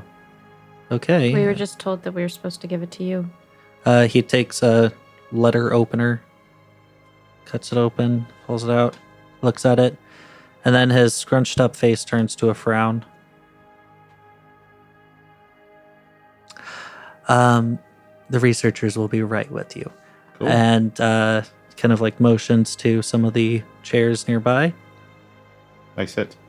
and then he scampers off. No, he derps off. But not like we do. Yeah, No one erpader. We have some like extra swagger. Yeah. Oh my goodness. Okay. He didn't seem very happy to see whatever was written. He looked almost annoyed. We Yeah. probably should have read that before we gave it to people. Did he Yeah, but what run if off we with gave it to somebody unsealed and it specifically Yeah. said Oh. this needs to be sealed? If you get this Good point. unsealed, kill the people who gave it to you. Yeah. I don't know. Classic. Then we just wouldn't give it to anyone. But how would it? Oh, I guess we would read it. Yeah, but then she would come after us. Yeah, or we would be stuck here because then no one would. Go ahead and all of you roll a retroactive perception check. Oh no. Perceiving retroactively. Plus 0. 19. 15. 21. Okay. You all then, to varying degrees, heard on your way to the observatory people talking kind of like in hushed tones to one another, saying things like, I mean, if the researchers can get kidnapped, then I guess anybody really can. Yeah, I do not feel safe leaving the city anymore. Yeah, I mean, I swear now there's this ominous feeling now when we're working the fields just at the outskirts that something just isn't quite right. Yeah, I'm not sure what to think about it. It seems that these missing researchers are a citywide point of discussion. Mm.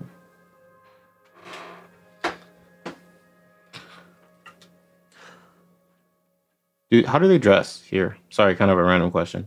Like, is it cool? They have like space fashion. They have like Milky Ways on their clothes. No, Oh, for the most part, no. that makes me sad. You are seeing just kind of like it's nice looking, right? Mm. No one's like in tattered clothing. But there's definitely like quite a few people that are in like labor kind of attire. There are some people that are dressed at like a similar level as Failwin, Okay. with that like really nice kind of attire. This halfling that you came across, he seems to be in like a nice gray and black kind of layers of clothing, and he did have a little bit of like a gold trim just at the edge Nice. of his clothes, but yeah, nothing. You're not seeing like space or like the cosmos as an attire. Hmm. So a couple minutes go by. 5 minutes. 10 minutes and you're still just kind of waiting there? Any discussion going on at this point? Yeah, what the fuck is taking so long? Should we go back there? I mean, I'm gonna start like pacing, Mm. and as I'm pacing, I get like closer to this gnome. Oh, halfling. This one's a halfling. The halfling's desk. Is there anything like cool on his desk? you have that. Ears of the. Rats of the city. I do Yeah. have the ears of the city. I know we spell, heard some rumors while we were walking by. but I could get even more rumors. Maybe we could see if there's like anything from the people who are working here. It's a good idea. Thanks. Yes, I would like to cast Ears of the City. Okay. Tell me how that works and what you were rolling. So, the target of the spell sees and hears a stream of past scenes and pieces of conversation related to local people and events. The flashes are so brief that it's impossible to identify individual people or places, but if I concentrate on a topic or individual, you can piece together a coherent narrative as if told by multiple people. Each round for the duration of spell, the target can attempt a diplomacy check to gather information as though she had spent 1d4 hours talking to local people. So it's a diplomacy check. Okay. Cool. Here we go. What's an 11 get me? An Let's 11? see. We've been rolling terribly. Hey, what the fuck? All right, Lady Luck, let's chill out, huh? Yeah, these dice are cursed for sure. Should sage them or something. Okay. So what you find out Okay. is you, again, just weirdly, you just know how to do these things. Just quite strange given that you come from Earth where things make sense. Yeah. You do the incantation and suddenly you just start hearing mumbling. The researchers are gone. But the researchers are an integral part of this whole city.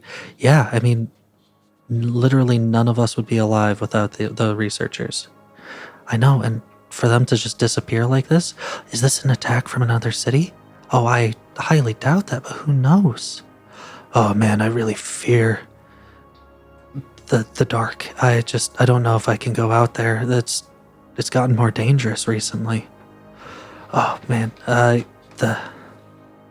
lights from these farms. I mean, it makes sense. We want daylight all the time with them, but it's just disorienting. I mean, everyone's sleeping, and yet here we are in the daylight. Weird. Okay.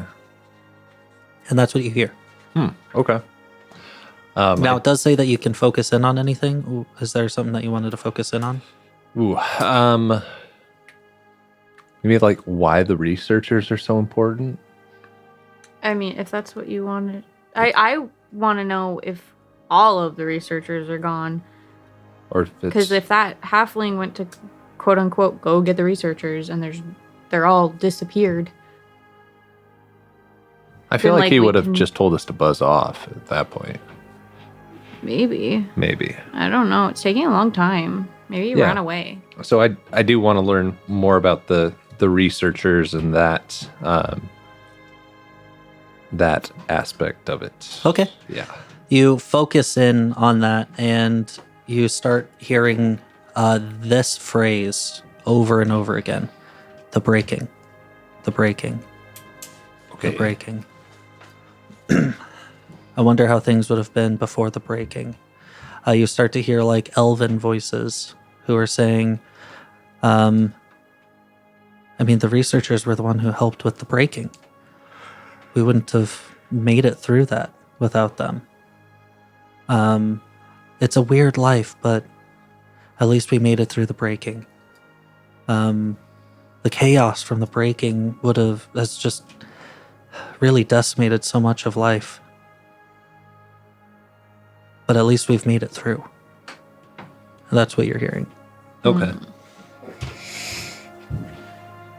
the researchers have something to do with the breaking. They helped make it come about, whatever that is. It's about at that point that the halfling comes back.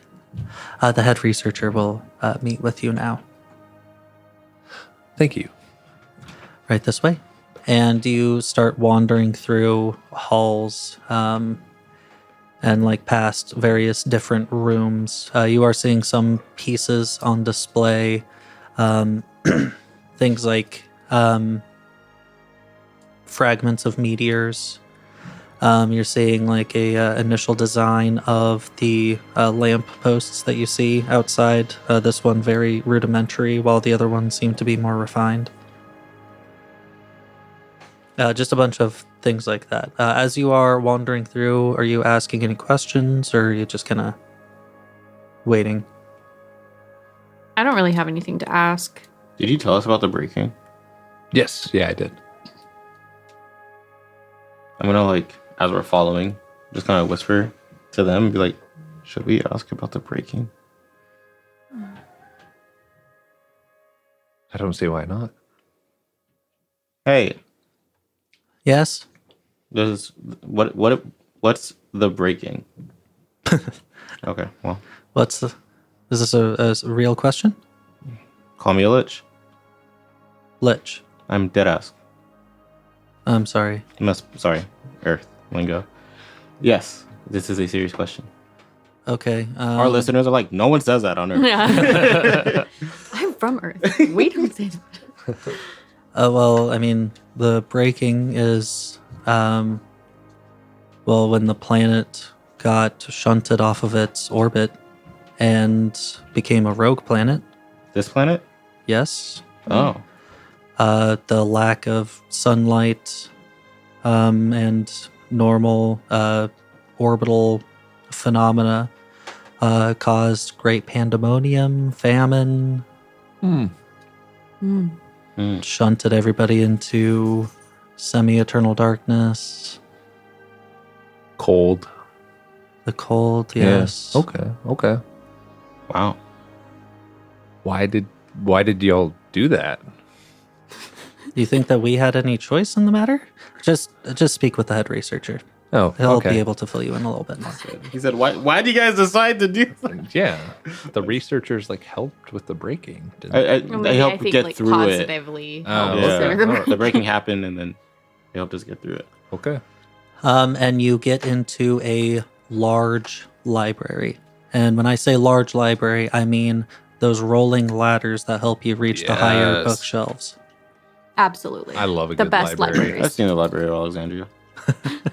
On one of those ladders is a older, gray-haired individual, gray beard hanging down. And the halfling kind of like steps up and then goes. Then you see the this old individual look over and then scurry down the steps, and then adjust his glasses. Oh, hello. Thank you very much, and I think I can take it from here.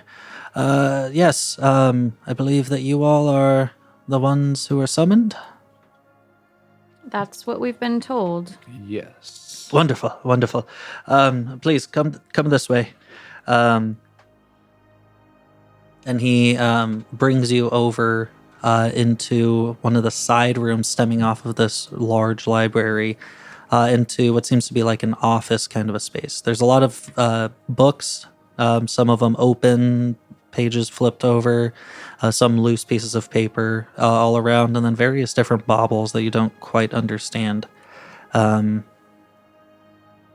Like, I'm not even going to explain them right now because they're just like weird, like contraptions that you don't quite know what they're for yet.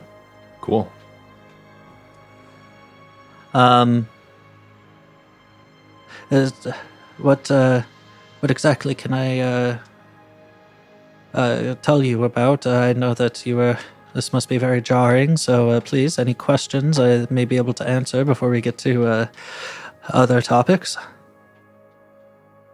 What is the breaking? Well, like more than the little guy told us, the planet got shunted off of its orbit. It was dark. It was cold. Oh, well, I can explain that in a little bit more detail, yes. Before this entire planet was in a livable orbit, livable range from its sun. The Goldilocks zone. I suppose that could be, is that what they call it on Earth? Yes, it's not too hot, not too cold. Yeah. Yes, that's actually, it's quite a good way to put it. I'm not familiar with this Goldilocks character, but very interesting. Need to write that one down. Loose piece of paper, scribbles it really quick, places it back there. You're not sure if he's ever going to find that piece of paper again. Yeah. It I do feel be like that. Yeah. Yes, so we were in this Goldilocks zone when suddenly a black hole appeared. Its immense gravitational force caused us to get into an escape velocity of our solar system. And that has caused us to become what is considered a rogue planet, which is, of course, as I'm sure you're all familiar with, a planet that is not orbiting any star system and is just loosely floating through space. Now, you must understand that much of life comes from this the heat from a sun, and well, without that heat, the planet rapidly cools, as well as shunting into eternal night.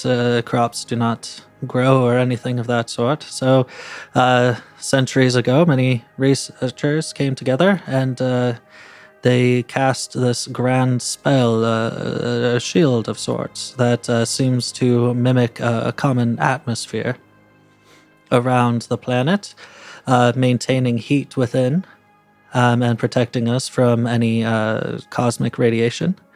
And then we also developed the I say we. I was not on the groundwork of any of these discoveries. Of course, our ancestors were more in tune with that. But we created these lights that will mimic the ultraviolet rays that a sun would normally give, and we have artificially so, but given ourselves a sort of a day-night cycle for about the same consistency as a standard Earth day.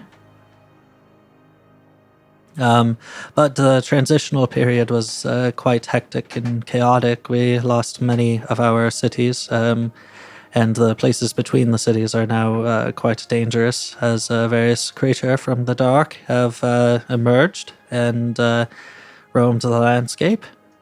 Does that answer your question? Yeah. Yeah. Makes sense to me. By the way, that's a real thing, the rogue planet. Yeah. Yeah. Spooky. Have you ever seen The Wandering Earth? I don't know if I've seen that one. It's I think Chinese movie. And Earth becomes a rogue planet, but they do it on purpose because the sun's about to explode. Oh. And so we like strap a bunch of rockets to one side of the planet and then like push it out of orbit. That is It's definitely crazy. science fiction. Yeah. Oh yeah. It's But insane. that's cool. Yeah, it is. I don't remember like any of the plot. I just remember those thrusters being really cool. Please, any other questions that you may have before we get started? What are we about to get started? Well, you see, you are summoned here as the Hubble space telescope from your Earth, or was from your Earth, seems to have disappeared. Now, this was quite important for our research, as we have been studying the vacuum and all of its innate mysteries. He's motioning now to all of the lights that are in here and their seemingly magical properties. Cool. And then motions kind of like up ahead, referencing the shield that is around the planet. Okay. You see, I don't know the magical systems in your Earth, but for us here, we harness the power of the vacuum, but we do not fully understand it. So, as we tap into this dark energy, we are able to cast our spells, but they have seemingly unknown effects for the most part. For instance, you all being summoned at the time that you did was not really accounted for, as we were hoping to have it more instantaneous, but it appears that did not happen. When did you expect us to appear? Well, that's the thing, is that we can't be entirely sure, especially spells of that magnitude are fickle. Neat. Oh, I'm so sorry. Where are my manners? Tea. Yes, tea and some cookies, I believe, are in order. Okay. And he leaves the room for a moment.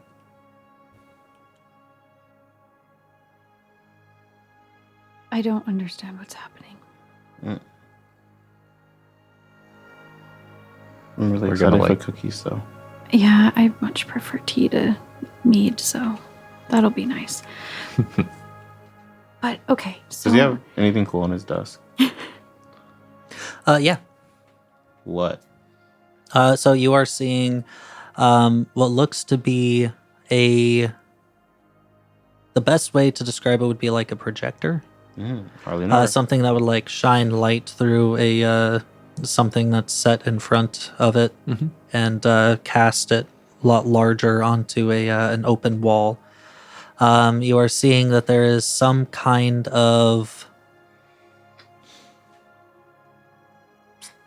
surface that is completely covered in these tiny crystals that you're not entirely sure what that's all about. Then there's this other device that seems to have a knob and the color blue on one side and the color red on the other.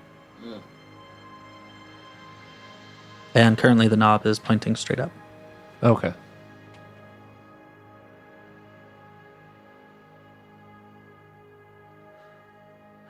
He comes right back in, has tea and cookies for you all. The cookies they're all right. Oh man, not mid cookies. Oh no.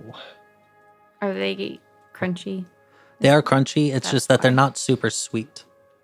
Okay. Like they are still sweet, but they're not like the sugar infused cookies of today. Oh, Yeah, okay, so they're okay. British cookies. They're not Yes. American cookies. British? Gotcha. Yeah. Crisps No, that's chips. They're in the bonnet. no. They're No, those are bees. oh no, what are they called? Crumpets. No. I'm gonna look it up. The Great British Baking Show should definitely taught me it better, but I don't remember It's it. the Great British Bake Off. It is in other places. Don't let Pillsbury rule your life. He does, though. Biscuits. Biscuits. Thanks. Thank you for the tea. He sets it all up, and there are some chairs in there that you're able to sit down at. And he then, after everybody has their tea and has at least taken a sip, he says, "Oh, of course, Eric was mortified when the Hubble went missing in your timeline. Truly such a terrible loss for your world, though it might be maybe his fault, but I no longer think that is the case." I'm sorry. What the Hubble? What you said? It's a telescope? Yeah. Yes. Who were Yes, you it's mentioning? actually an orbital telescope. You see, it's quite interesting, actually. The ingenuity of your Earth, or what was your Earth. It's What was our Earth? well, you see, the before when the Hubble existed within your timeline. Oh, I see. I'm sorry. I'm a little spooked. I thought Oh. you meant that like we also The- became a rogue planet or something Oh like no, that. no, no. I There's no. apologize. Please no. continue. Yes. So it's quite interesting, actually, that you managed to do an orbital type of a telescope in order to discover various different astronomical phenomena and the like. See, we actually don't need to do that anymore. I guess one of the benefits of being a rogue planet is we don't have a lot of that interference that your Earth has with your atmosphere and all of that. Though the sunlight must be nice. Anyways, I think he suspected that the Hubble ended up somewhere on our world, which is why he sent for you all. I'm sorry, it was such a shock for you, but you all know, or I guess, well, knew the telescope quite well. We thought that perhaps you would be able to find it. If it was our fault, I do. And he stands up at this point and kind of like gives a little bow. You have our sincerest apologies. We want to see this spectacular invention returned to where it belongs. It has great benefit for both of our worlds, and we would never rob yours of that.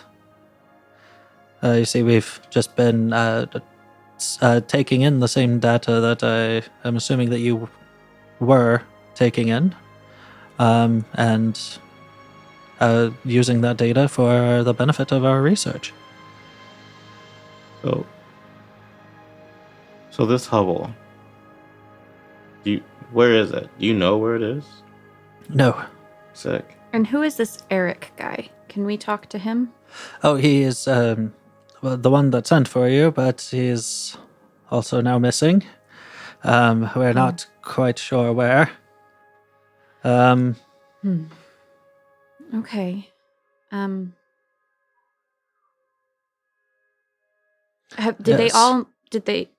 We've heard rumors about researchers that have gone missing. Did they all go missing together, or was it like slowly they all kind of vanished? It seemed to be a slower process over weeks, perhaps. Okay. Just one by one, the researchers seem to have just been disappearing. Yes, and it all seems to be the researchers that were all investigating, or at least processing the data from your Hubble, or what was your Hubble. Interesting.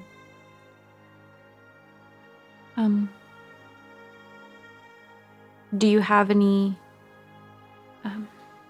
I guess, lead on where they were going in order to go process that information, or? Well, various different places around this the observatory. This is actually only one of a few buildings on this campus, but they work together, but they don't necessarily always talk to one another. Usually they will meet, discuss their findings, and then will move on to do their own independent study.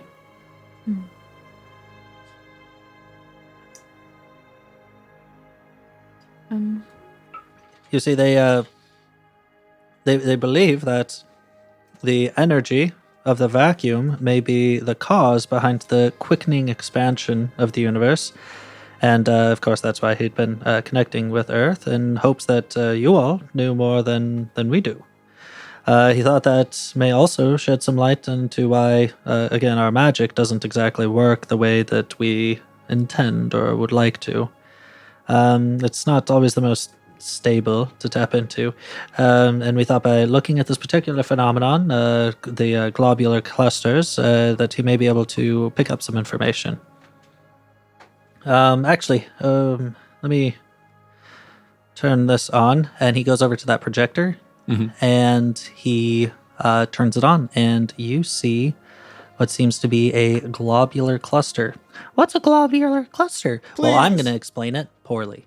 So basically, gravity distorts the way that things are perceived. Mhm. I.e., think of a black hole, and when it like eats a star, and it all gets kind of like weirdly distorted around the black hole. Yeah. Globular clusters kind of have something to do with that. Cool. I'm just gonna look at space images like for hours after we're done with this. So this book actually has a lot of space images. Perfect. He turns on the projection, and you see one of these globular clusters. This is a little bit strange. It's almost as though it's been altered in some way. The projector seems to be connected to that device that has the knob. And he says, red and blue knob. was a little bit different. The coloring is a little strange. It was more red the last I saw it, or blue, perhaps. I'm not quite sure. It changes so often. It's quite hard to keep track of. At any rate, there's an adjustment here, and he points to the round knob. Okay. Doesn't interact with it, but like points you all to it. I'm gonna turn it Which way? full blue. Full blue. You go full blue.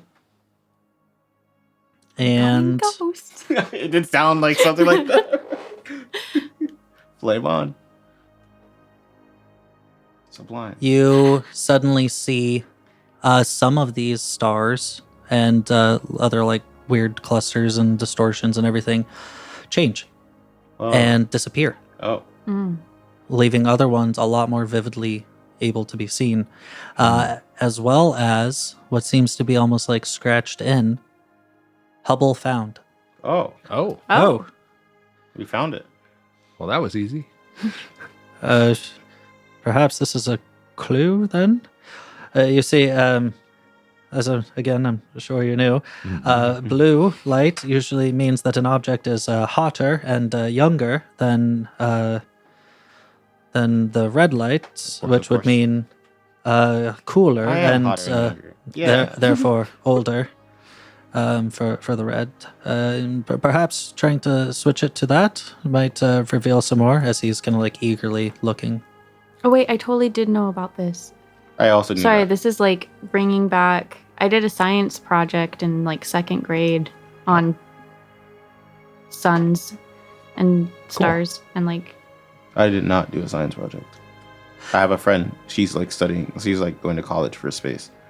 And she yaps, right? So sometimes she just says random. That's awesome. Yeah, it's super I sick. want to know her. That sounds so She's cool. so cool.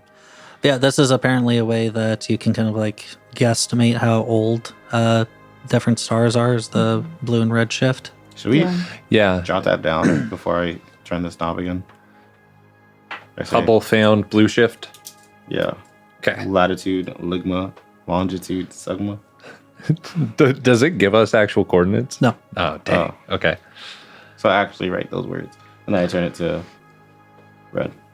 And you turn it to red, and you see some of those stars and clusters that disappeared in blue now showing vividly in the red shift. Mm-hmm. And over this one, you see the words "Go to Moksana." Cool. Sounds like. I mean, Oh. yeah, it sounds. Well, I suppose that you have your way to go then. Yeah. How do Where is that? Yeah. Well, I don't necessarily know if I have a map of the local area. We're much more interested in looking up than around. Let me see that. here. It's just on the outskirts of the city, Oh. past a small river, but it will be going into the more dark zones. Moksana was the old capital, but of course, after the breaking, we abandoned it. Oof.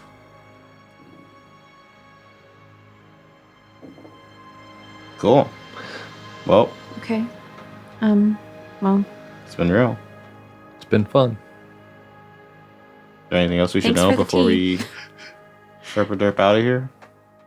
I do wonder what else might be hiding in here. You see, this isn't actually my office. This is Eric's office. Oh, Perhaps there's more clues for us to investigate. let's take a look around. Yeah. Go ahead and roll me Cast fireball. whatever you think you're investigating, like whatever skill you want to use for investigating around here. Perception, You want to go perception? I think. I want to detect magic.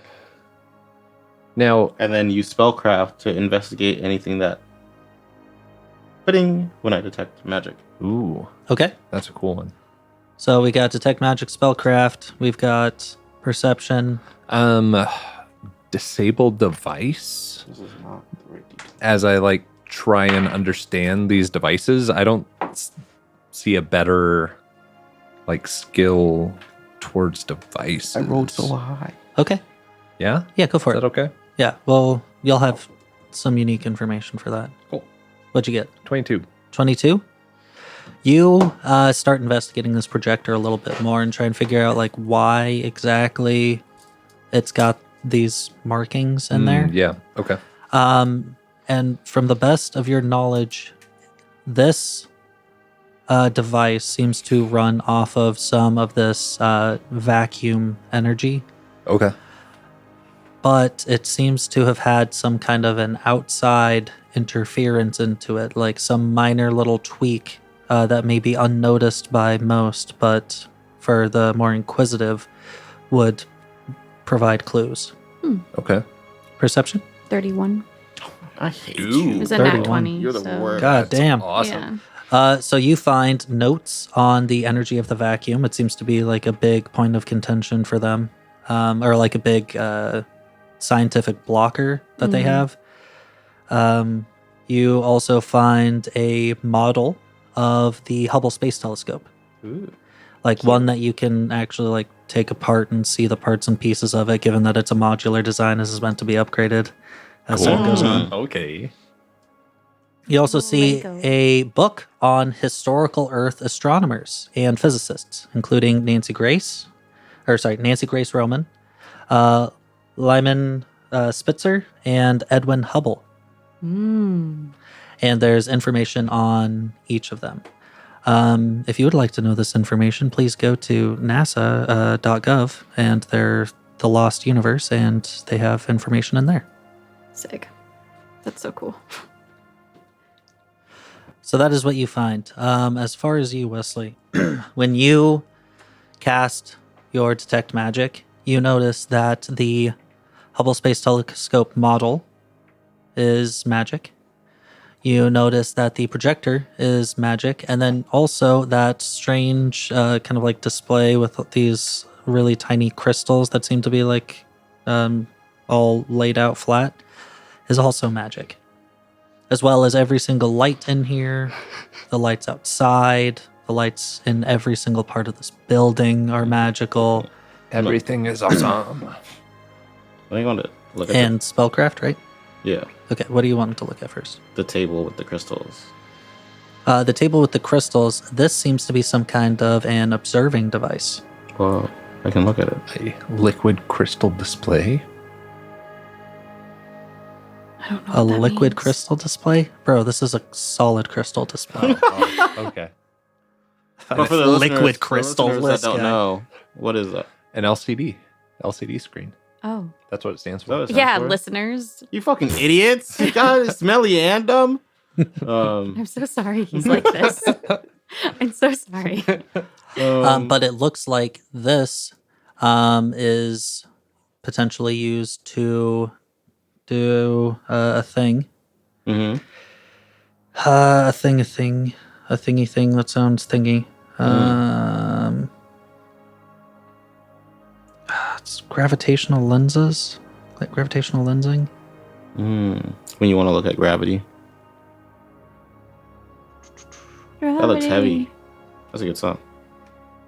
Yeah, gravitational lensing is what comes to mind. Do you understand what that means? Like in character, or Just both. I don't. I think Kiki does, or Leo Kiki. Probably not without the Hubble Space Telescope. Oh, then yeah, that sounds familiar, but it doesn't. What about the other stuff? So the other stuff. So the model seems to have been kind of created magically Cool. to match the Hubble Space Telescope. It in and of itself does not have any like magical properties other than its origin being magical in nature. Based off of the little model that we found, can we kind of like put 2 and 2 together that it's like based off of it, or is it just Yeah, it's got a little plaque there. So it's Okay. Hubble Space Telescope. Perfect. cool? Yeah, and for all three of you, this is instantly familiar. Cool. Okay. Can't really explain it, but you know exactly how it like detaches and how you could like potentially upgrade and repair it. Nice. Cool. What were the other things? I think the projector. The projector. Every single light. You look at every single light. Hey, it's all magical. Whoa, light. Yeah, The and vacuum? the projector works off of a similar kind of a thing from the lights. It just requires like some other like magical film that goes in front that allows the observation of blue and red shift. Cool. Wouldn't it be crazy? Wouldn't it be crazy if Dyson sponsored today's episode I would because of all the lose my mind. vacuums? I guess it's just one big vacuum, but Still, Me and my homies love Dyson. yeah. Cool. Best. Off I we love go to Dyson spheres. Magnanimam. The moccasins? Moxana. Moxana. I was like, "What are you saying?" Mama say mama some. Was there other things that you wanted to ask him before leaving? I feel like he's too smart for me. And yes, I get that I work at NASA in this situation. I just feel like I don't know what What you to don't know. ask. Yeah, Mhm. because like I guess we could stay here forever and I could ask every question, but like I don't know what would be helpful. And Damien would be able to roleplay all of that for sure. He is standing there and kind of like thinking, running his fingers through his beard as he's contemplating. Well,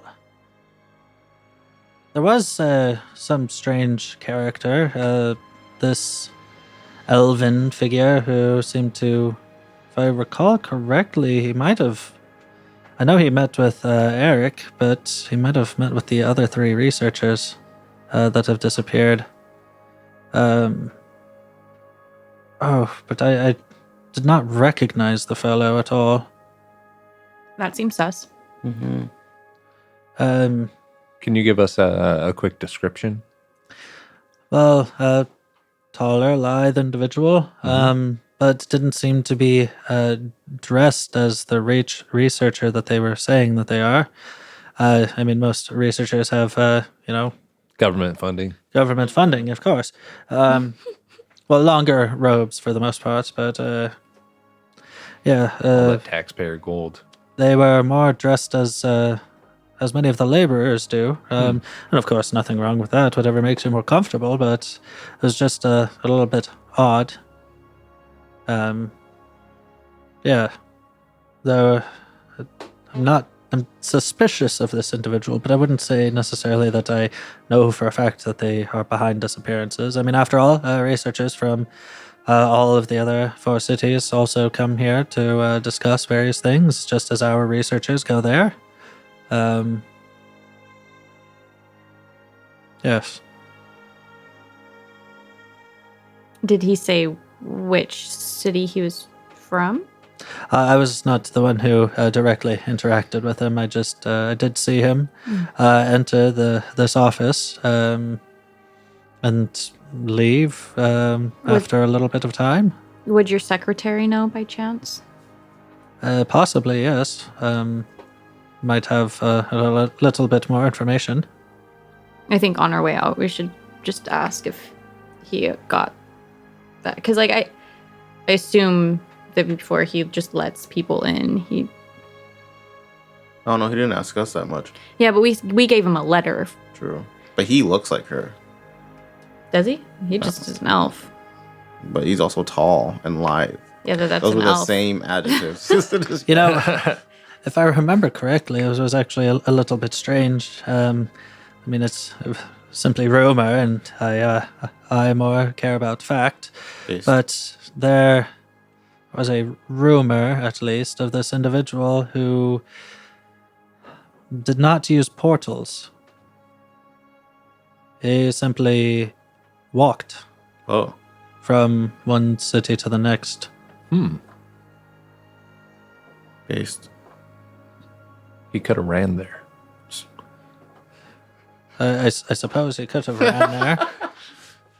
I mean, I understand that you were trying to make just truly a fantastic joke that would never get old, but Do they know we do that? We've done that on mic, right? I don't think so. You could run to the corner store. You could just walk there. You could drive there. Yeah. So, can you give us a description of this guy in case we run into them? Tall and light. Tall. Yeah, And but he like dresses in Live. laborers. what This is- color oh. hair, eye color. Yeah. I was too far away for any eye color necessarily, but You- blonde hair, but I swear in some light it seemed almost green. Whoa. That's Those are sick. 2 different colors. That is sick. From people that we've seen recently, is that a normal hair color? Is that something that would really set him apart? It's a little weird, yeah. Okay. I mean, Swimming in some people like dye their hair, but it's never like that weird shimmery in a different color.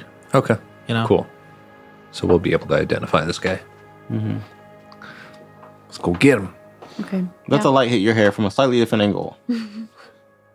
Oh, me? No, sorry. I'm practicing. Oh, okay.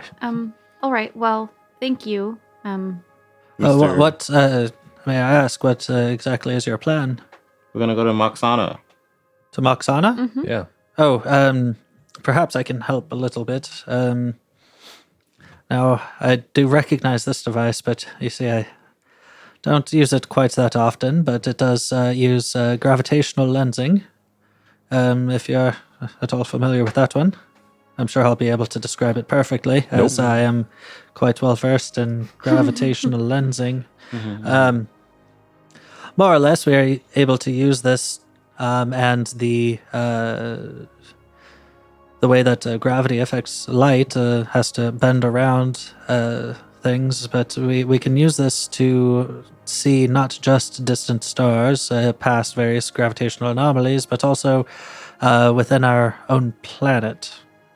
We are able to use this to see some far off places. Of course, it will be quite hazy, but potentially useful. Runs off of a similar idea as the globular clusters, where you can use gravitational lensing to see past things like that. Let me see. And he goes over to the solid crystal display, and he casts a spell, as then the crystals seem to rotate, and as they rotate, they start getting different colors, and then you are seeing a ruined city.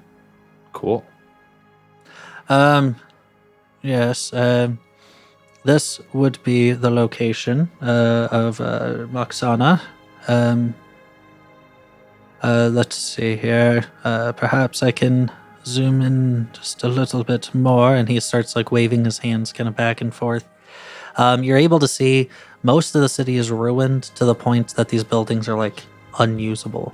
Okay. However, there does appear to be 2 buildings that stand out.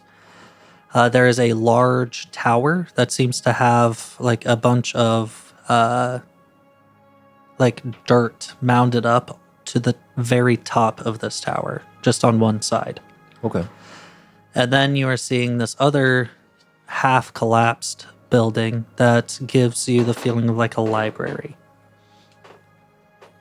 So I believe that this is one of the prison towers from before the breaking. And as you're looking at this, it's hazy at best. And it's not just that it's a display from solid crystals. It's just hazy. Okay. You see, the gravitational lensing is not it's not perfect, but it does shed some light on things, which is actually quite humorous, given that you'll be going into the dark soon. Yeah.